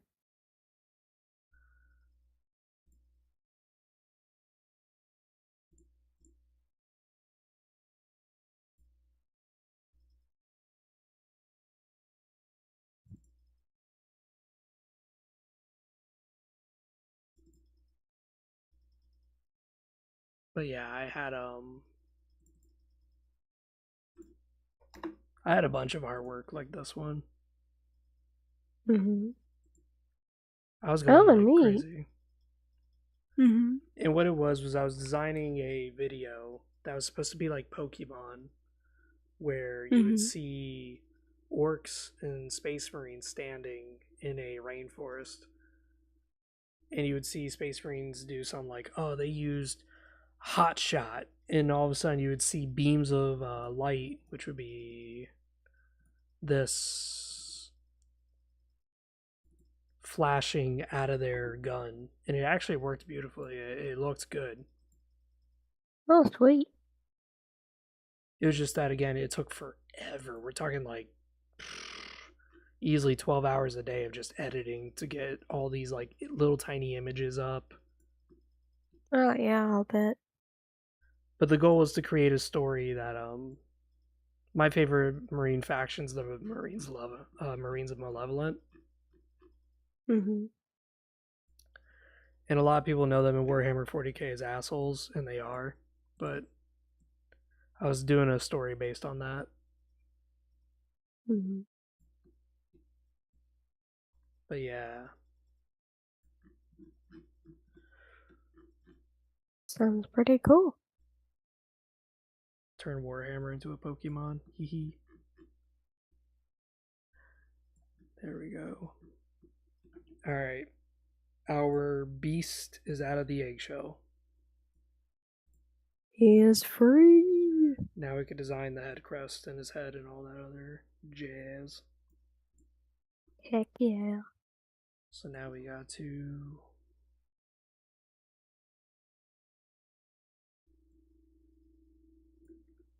Nah, that looks a little too.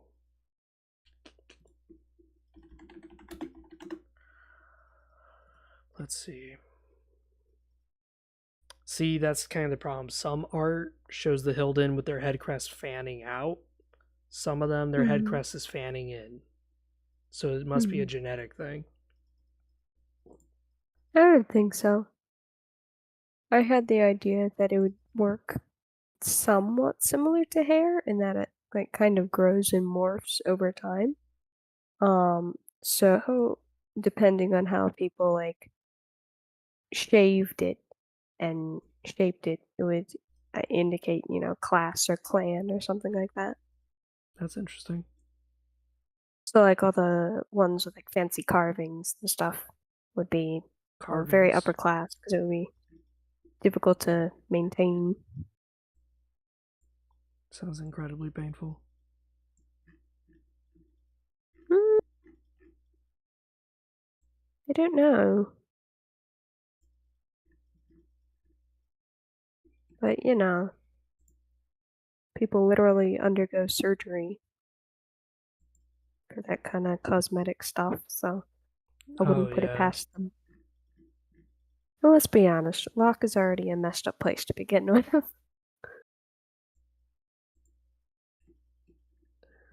Let's see, what kind of crest should I give this one? I want to give her like what's it called? A bee's nest or something? Bee's nest. I don't remember. It's like this big hairdo from the 80s where they just have like a beehive or something, and they just have the hair all piled up on their head. I get what you're I'm saying. running now. with the brutalism idea right now, so I was gonna have like this really strict boss lady thing going on, but I don't know what I'm doing. Oh, she'll just have to sport my mangled attempt at a beehive haircut.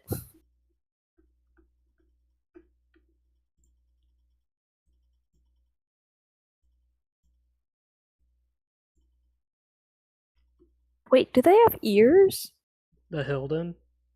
Yeah. We don't see them. As far as we see is like maybe a tiny little hole, so kind of like a bird. Like a seal or something. Yeah. Okay, good to know. Thank you. I'm too lazy to look up references right now.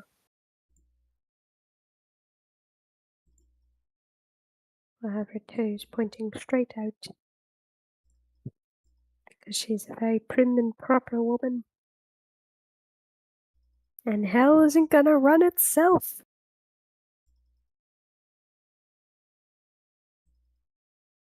I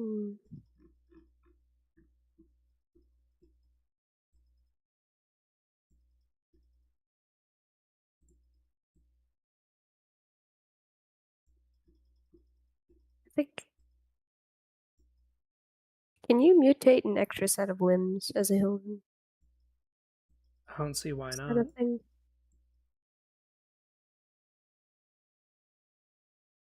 Okay. In my Hilden Codex, that's what I have is that if you play as a mad one, you have nothing but blades for arms. There's like bone blades. So you actually do have to mutate hands. Like you have to. So you could still level up your ranged and your melee skill, even though you can't use a melee weapon or a ranged weapon other than your arm blades. And that's kind of more if you can actually find a way to mutate or magically change your arms. In which case you still keep the blades, but they're called wrist blades now, so it's like a predator thing from like Alien versus Predator.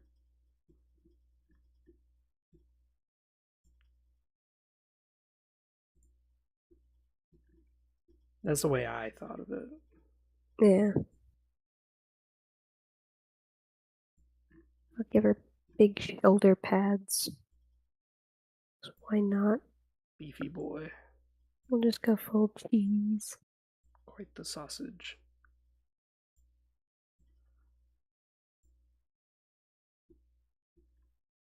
So let's see. Do I want my guy to look insane? I think I do.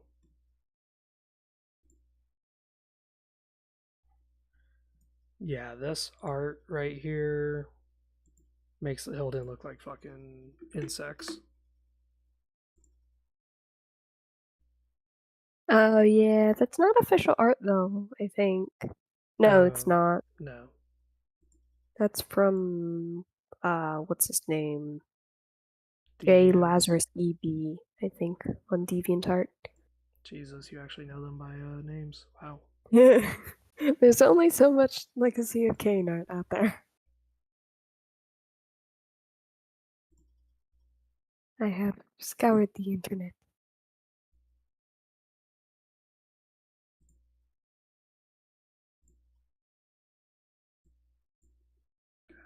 Damn it. I didn't do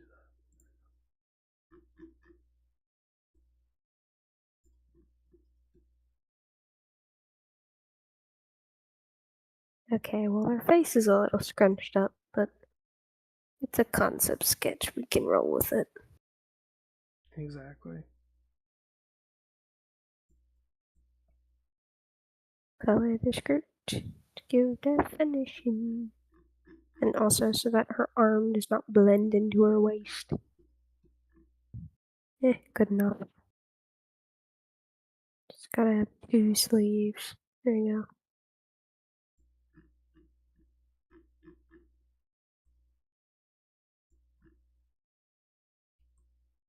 I need to give you more clothing, dang it. Exhibitionism at its finest. I draw like a figure, and then I've been having trouble drawing folds in Folds. clothing. In clothing. So like I don't know how fabric is supposed to drape over the human form. So I usually just skip it. I get you. It's like, eh. See, that's the fun thing about drawing other vampires, is that they don't really have that problem anyways. So I don't need to worry about it.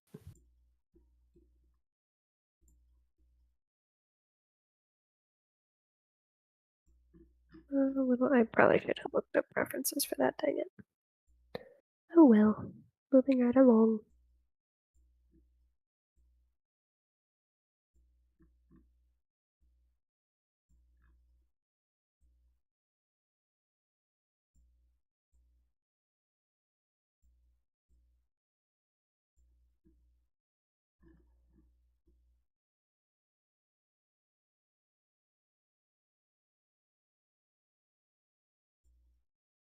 Oh, it's not bad. Are you talking about me or are Okay. you talking about you? I'm talking about myself. Oh, okay. No, yours is pretty good. MS I'm just Paint. complaining because I can see the mistakes in my own stuff.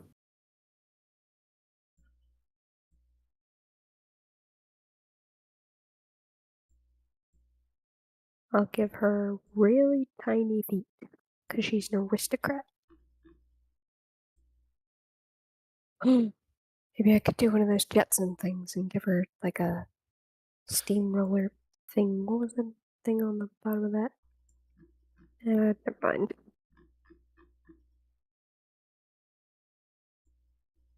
Try drawing this lady again.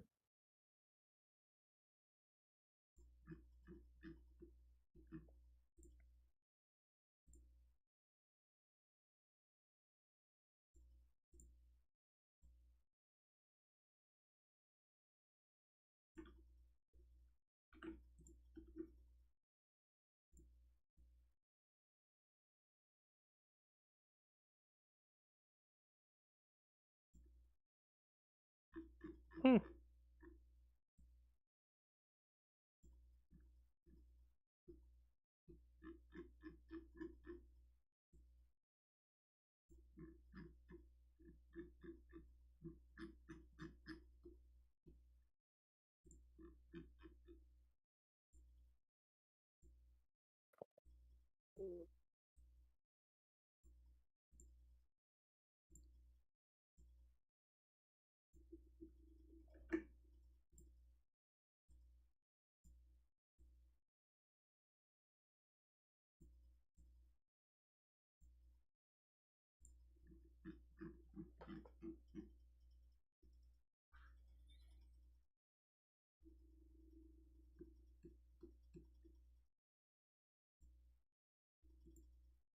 Hey, that looks good. Oh, these aren't the head crests. They are or they aren't? They are not. I mean, it's still good. Nonetheless. Oh, dang it, that's right, they don't have noses.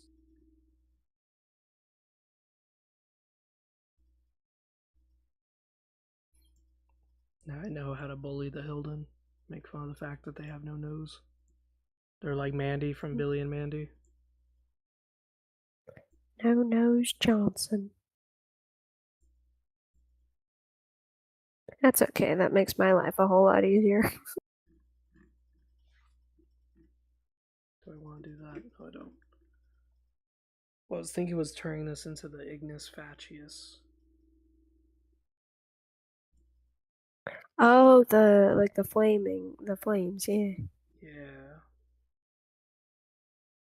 That wasn't a directly Hilden related thing though, was it? So the Seraphan Lord has it, and then it seems like in Legacy of Kain Defiance, every time they possess like those dead bodies and shit, they have like Mm-hmm. the glowing eyes that kind of look like fire. Mm-hmm. So I'm just making it a Hilden thing. That's one of the traits that the Hilden have in my codex is fiery miasma. Oh yeah. Um Now, I would forget what I was gonna say. but the Ignis Fatuus in the That's a different game, thing, is it? yes, it's called the Flames of Hell, which is Vorador's mansion. You'll probably hear of, Mm-hmm. and it's that green fire that's on the torches that lead up to his mansion. Mm-hmm. So that's where that idea comes from.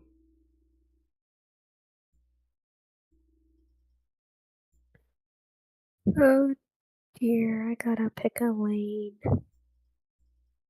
Take away. No, I said pick a lane. I'm stuck in that uncanny valley territory with my own drawings. Hmm. Because it's like just cartoony enough to not be like a normal portrait, but also just barely realistic enough to not translate as a cartoon.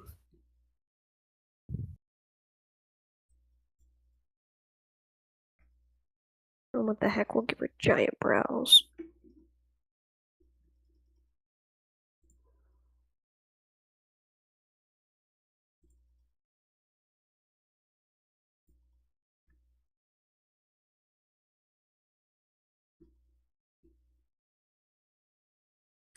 I think I should have just stuck with this not being fire, but instead the.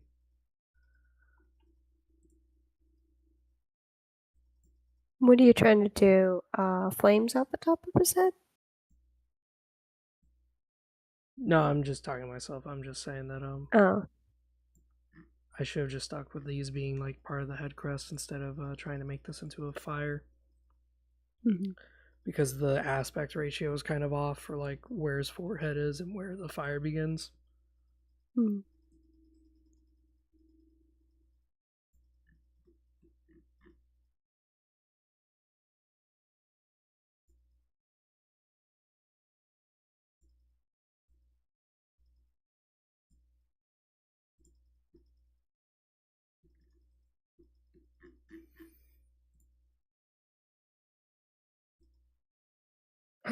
Hey, that actually worked. I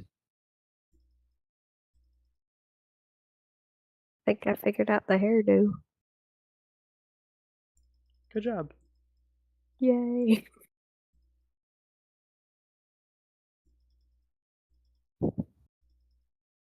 I'll try to post these when I finish them if you don't mind.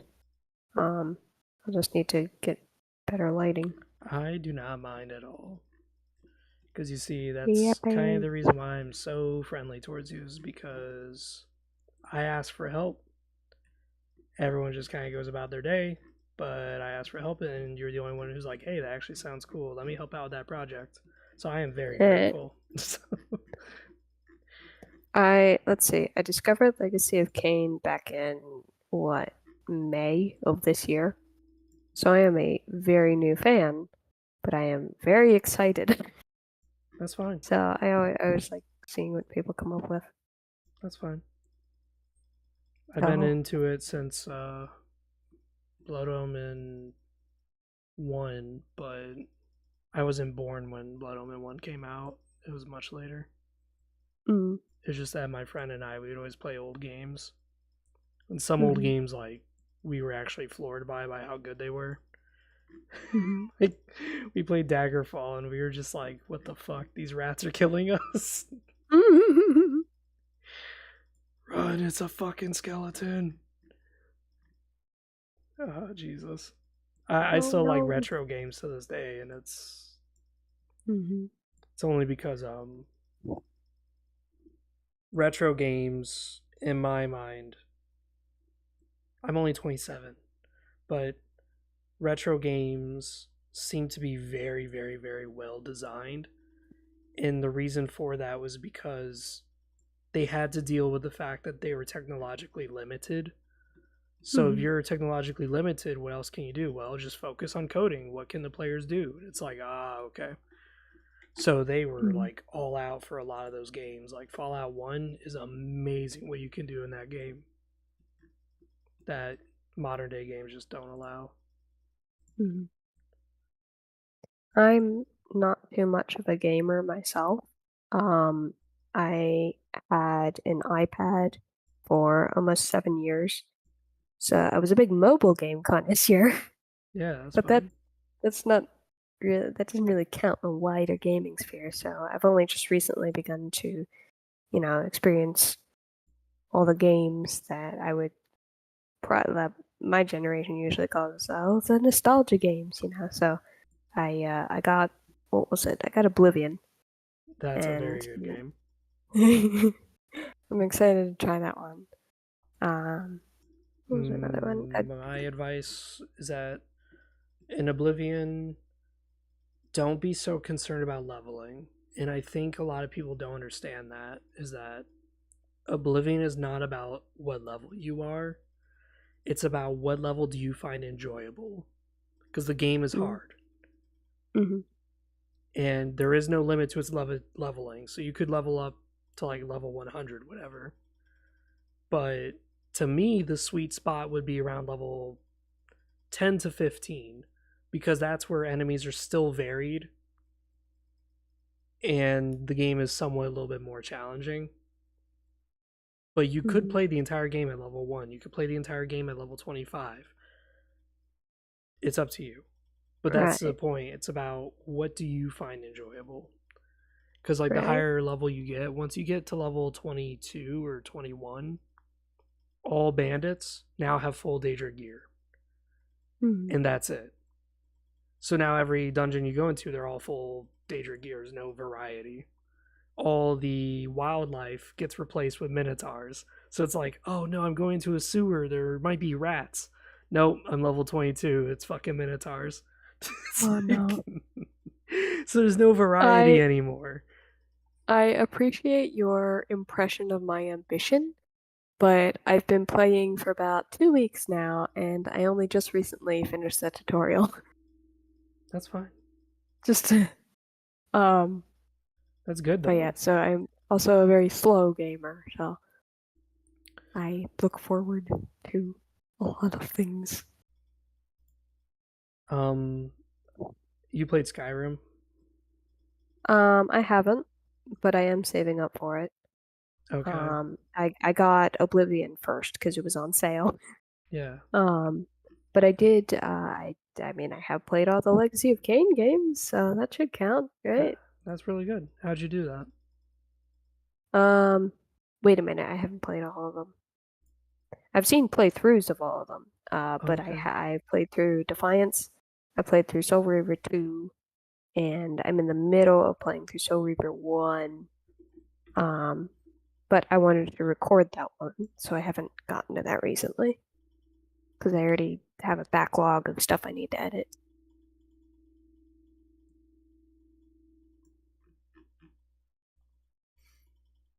I was just asking just because I can play Blood Omen 1. I have that downloaded on my computer. Mm-hmm. And Blood Omen 1 runs fantastic. I do a Blood Omen 2, but it crashes a lot. Like, I could play the first 2 hours of the game, but then it just shuts down. Mm. And there seems to be like no real way for me to deal with it. So Yeah, I saw somebody in Reina's Discord had released like a fan patch for it. I think it was called like Revamped by Gemini. And I don't know if you tried that. No, I'm as far as technology capabilities go, I'm a caveman, so I usually try to steer away from modding only because anytime I mod things, I somehow break stuff. Mm-hmm. So, Um, but I definitely got to I give it a put. try. I got to do something because I do want to play Blood Omen 2 again. Mm-hmm. It should be pretty easy to set up because let's face it, if I can do it, you probably can. Um, they did. Let's see. So I played through all of Soul Reaver 2 unmodded, and it crashed like heck. I had such a hard time getting through it. Oh, But no doubt. Gemini also released the Soul Fixer patch for that, and it really was pretty simple to download. I think it was just I had to install this other program called 7-Zip so I could unzip the file. But then you literally just drag and drop it into the folder where the game is, and it'll boot itself up for you when you launch the game. That's pretty good to know, actually. Yeah, so it should work the same way for Blood Omen 2, because that's what Gemini said. They said they just took the basically the same coding and put it onto Blood Omen 2, and with a little tweaking, it worked just as well. So yeah.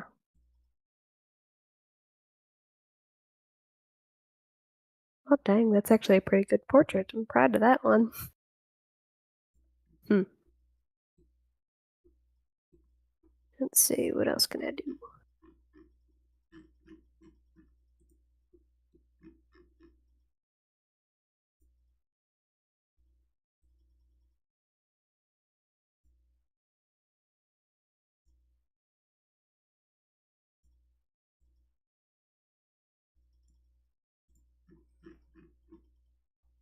I gotta tell you though, I was really excited to see Daniel drawing the lieutenants. It's a Yeah, pity.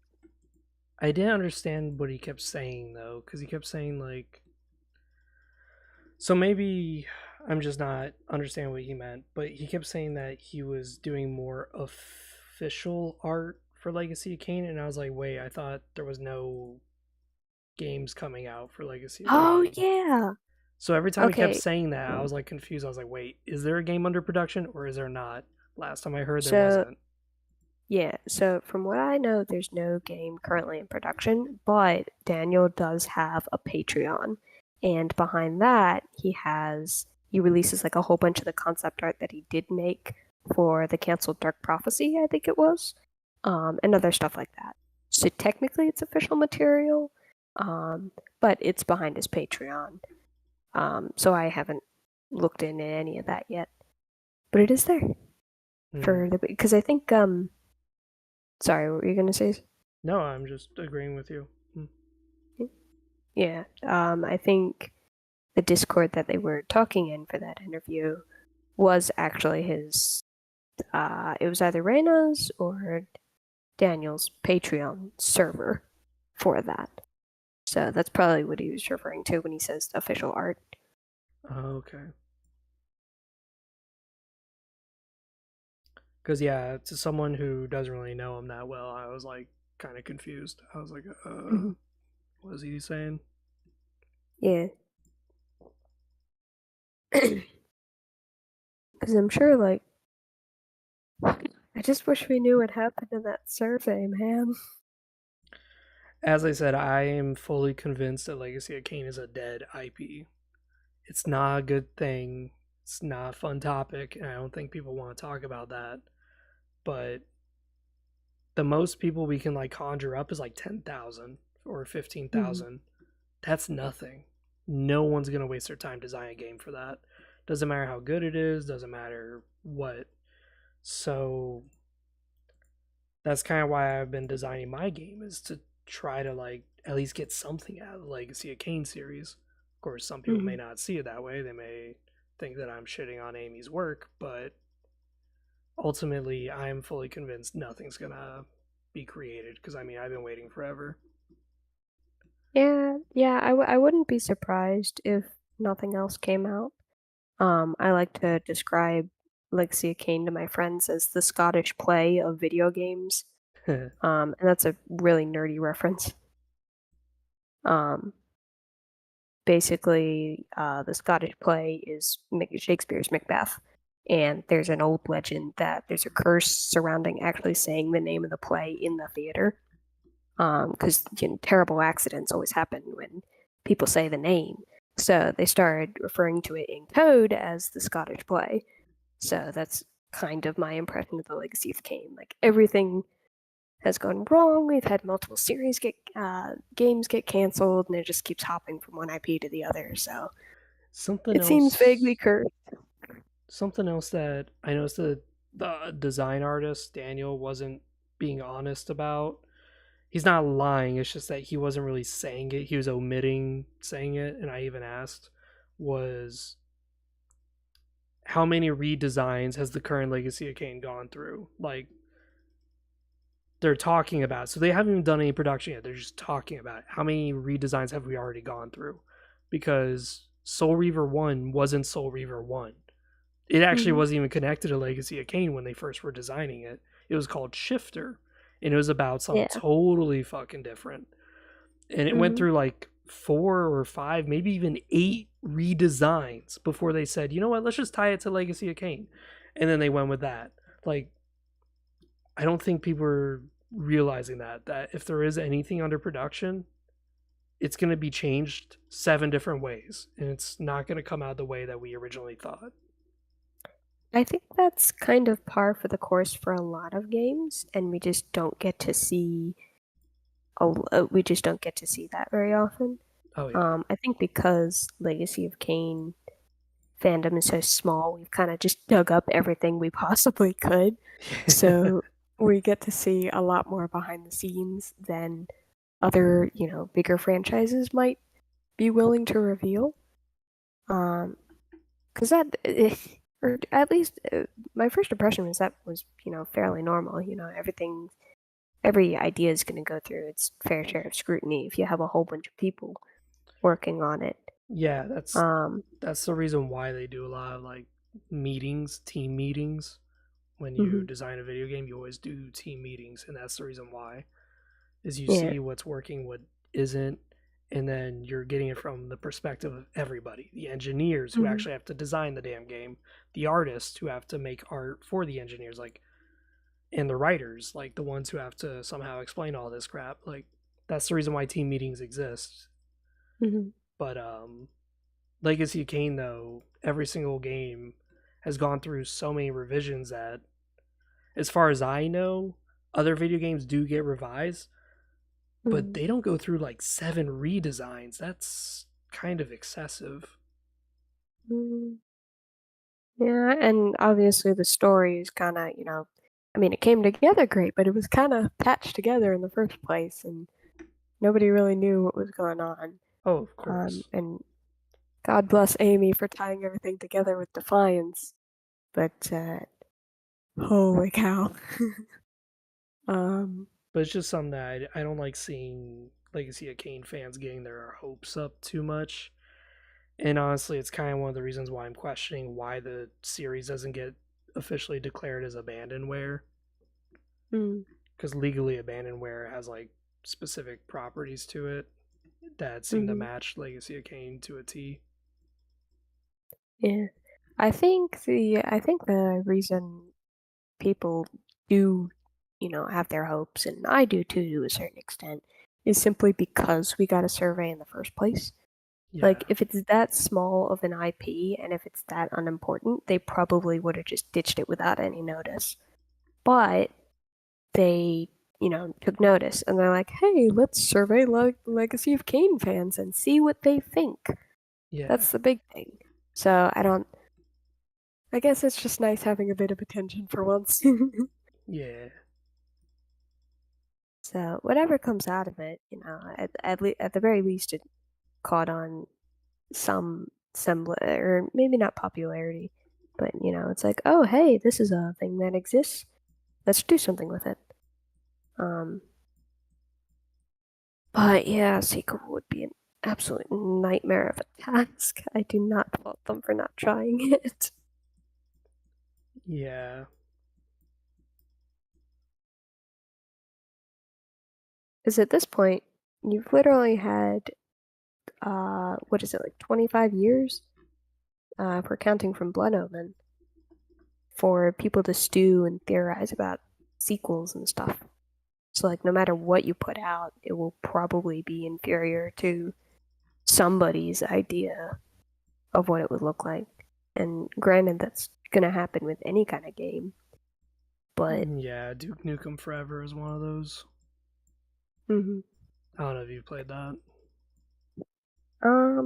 I've heard of the title, but I don't think I've looked into it. So Duke Nukem is just like Cyberpunk, where it was under development hell for 12 years. And when it came out, it was totally bad. Not a damn thing of it was actually good, except for the DLC that came later. Oh no. But by then, it was too late. The damn game was dead. All That right. bites. So this is the Hilden now. We got that done. Oh, let me go see the I'm Hilden. posting it for you. Oh, okay. I was gonna come check on your live stream. Hey! So is it crest now? Yeah, Sweet. it's a little too skinny for my liking, but I'll settle for it. Yeah, you could probably just select and drag it out in a couple places. Cause it looks pretty good to me. So is this any particular kind of Hilden, or just like a generic foot soldier kind of thing? I was gonna put the Ignis Fatuus on it, Mm-hmm. and by putting the Ignis Fatuus on it, I'll use this as like my character token for whenever I do the Hilden campaign. Oh, okay. That was something too about AI that's very interesting. Apparently now you can have single player adventures where you don't even have a GM, no one to direct you because the AI will create the whole adventure. And people are actually Oh, reporting good results on it. huh. So I might try to see if I can get an AI to scan everything that I did, make it into an adventure, and then run it like maybe 10 or 20 times and see if it's following my vision or not. Mhm. And then maybe give that to you guys to play around with. But Do be careful when you do that, because I know some AIs will purposely like hold on to that data and then, backdoor it to other companies. But really, that's yeah, interesting. so just be careful about like what you feed it to. Because you don't want to lose all your work and then somebody else publishes it and is like, hey, I made a game. My work's already published publicly. Mm-hmm. So, I mean, that's what some of the guys threatened me on Legacy of Kain, was that someone could just come in and just take claim for my work. But the problem is that one, I literally created this stuff on a live stream. So I literally Yeah, have I'm video I'm sure it proof. wouldn't be yeah, I'm sure it wouldn't be hard to disprove, but you probably wouldn't want to deal with that hassle in the first place. Exactly. Right now I'm just fine tuning the lines because I noticed that some of the spray paint kind of covered the lines. Mm-hmm. So I'm just using the pen tool right now. Is there layers in that program? I don't No, remember. absolutely not. Uh, So in case you're wondering why I'm struggling. oh yeah, layers are a godsend. They are. I back when I had my iPad, I'd gotten into digital art, and holy cow, it was a complete game changer. Yeah. So I remember back in high school, there was a digital design class, and I was kind of curious to see what that was about because I thought it was like designing video games.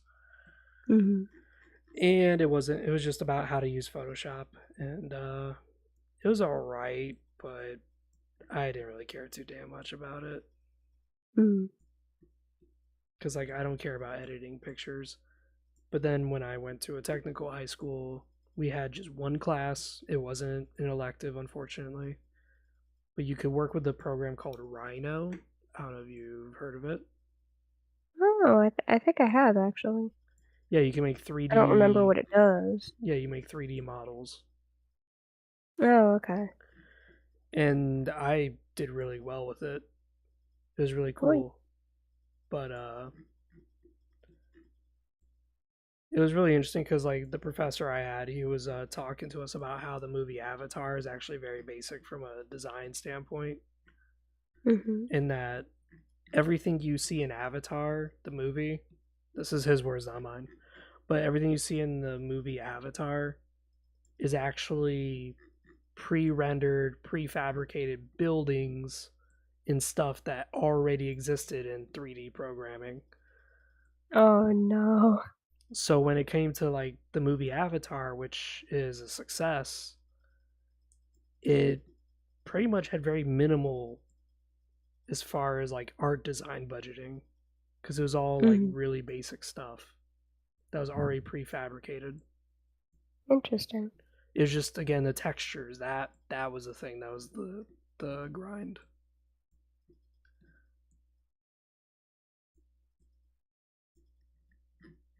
There we go. Just kind of touched up on some of the borders a bit.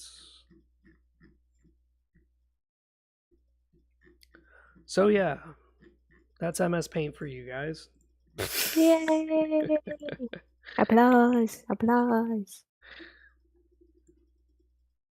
Thank you for letting me chatter in your ears this whole time. Oh, I don't mind. I mean, the other fella, Frederick, came in. I don't know what he was talking about because he kept cutting out. I had no I idea know, where I the feel bad conversation for was him. going. That's okay. I was like, what are we even talking about? Oh no. This is kind of one of the things that sucks when you're a writer or an artist, Mm-hmm. is that you don't know when to stop because an artist is never finished with their work. They just simply stop improving it. Yeah. Yeah, like you keep just poking at it, poking at it. It's like, stop! Stop! Yeah. You have to stop at some point.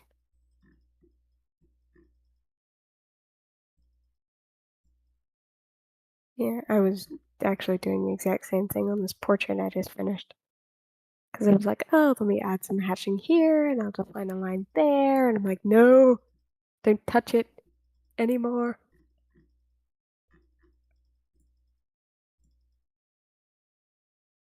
Oh yeah, so I will post that later if you want to see it. If you don't mind it being used, that would be great. I mean, sure, I guess.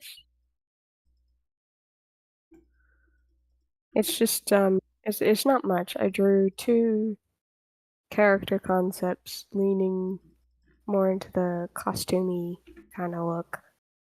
And a couple portraits. One of Duma.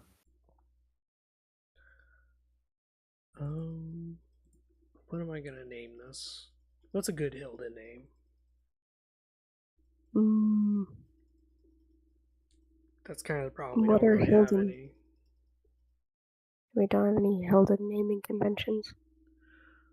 I'm gonna name this guy Salgar. Salatov. Salatos. No, that's Oh, not what I said. Dang it. I was trying to play off what name you came up with and it didn't come out right. one thing about Oblivion that I will say: are you playing with a controller? Or are you playing with mouse and keyboard? Keyboard and touchpad. Okay. Good luck when you do the lockpicking then. Oh no.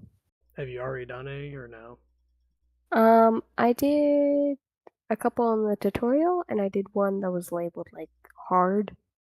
And they just kept breaking. I didn't know what I was supposed to do. So you're supposed to hit them. What you do is you push the pin up, and you have to hit the button, like enter button, whatever button that is for you. And what you do is you're trying to keep that pin in place, where it's like high up in its state. But you have to hit it just right to where it actually stays up. And then you move on to the next pin, hit it up in the air, and make it stay there.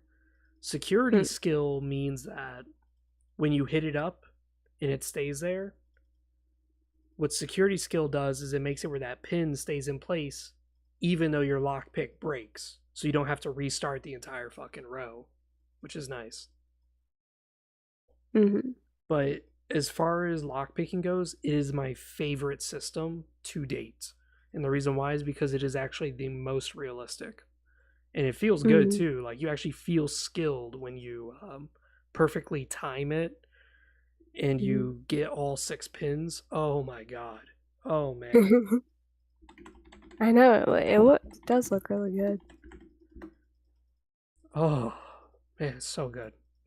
Because I get so sick of that shit from Fallout and Skyrim where it's like, you just line it up and then push and that's it. It's like, no, that's not how lockpicking works.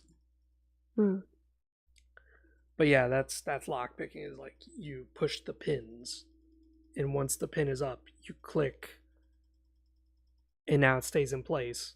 But if you fuck up the click, your pin breaks. So, but I really like it. They even brought it back to Elder Scrolls Online, which is pretty interesting. Neat.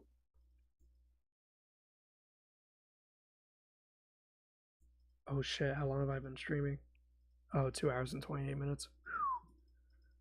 Wow.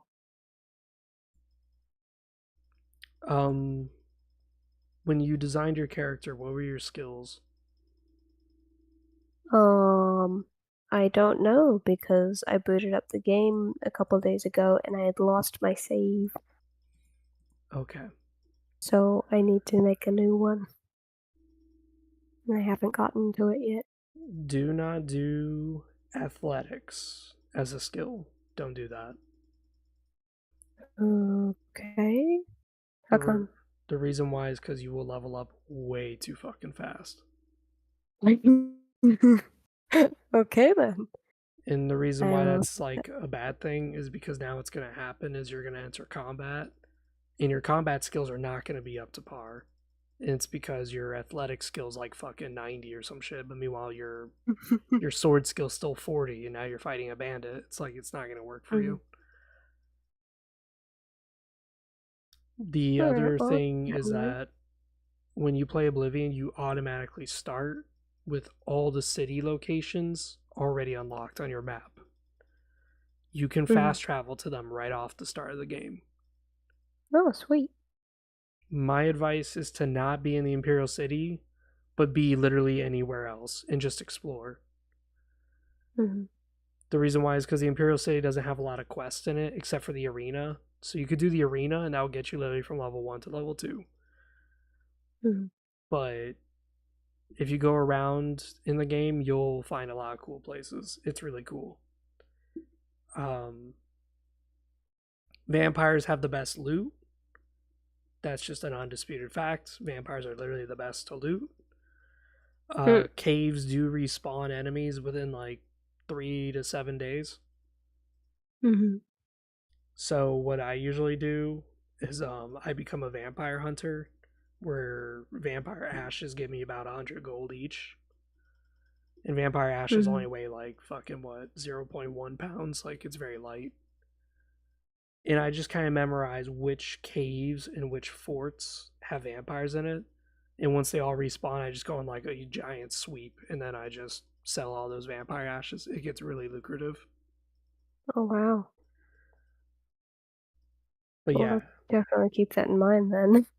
But if you do play Oblivion and you play as like a stealth character, it's not hard.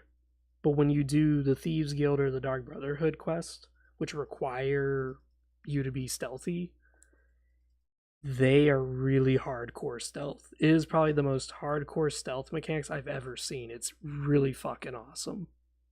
Hmm. Like there's like taking athletics is bad, but taking acrobatics is good. And the reason why is because you could jump really fucking high in that game, and that actually could help you if you're a thief or if you're a sneaky person. Hmm. Because you can jump up onto a ledge and just fucking hide, which is awesome as fuck. Hmm. Alright, well, I have to go. I did not realize it was this late already. Yeah, I have to go But, too. That's why I was yeah. panicking when I saw the time. I was like, "What? It's 9:30, Oh no. 9:50." That's my bad. I would have let you go earlier if I knew. Alright, well, Nah. thank you very much for having me. And I guess I'll see you next Saturday, maybe? Yeah, For the I don't have anything slate. planned for Saturday, so yeah, I'll be on. Okay. So, another World of Nosgoth. Yeah, Hooray! crushing our property. Alright. See ya. Alright.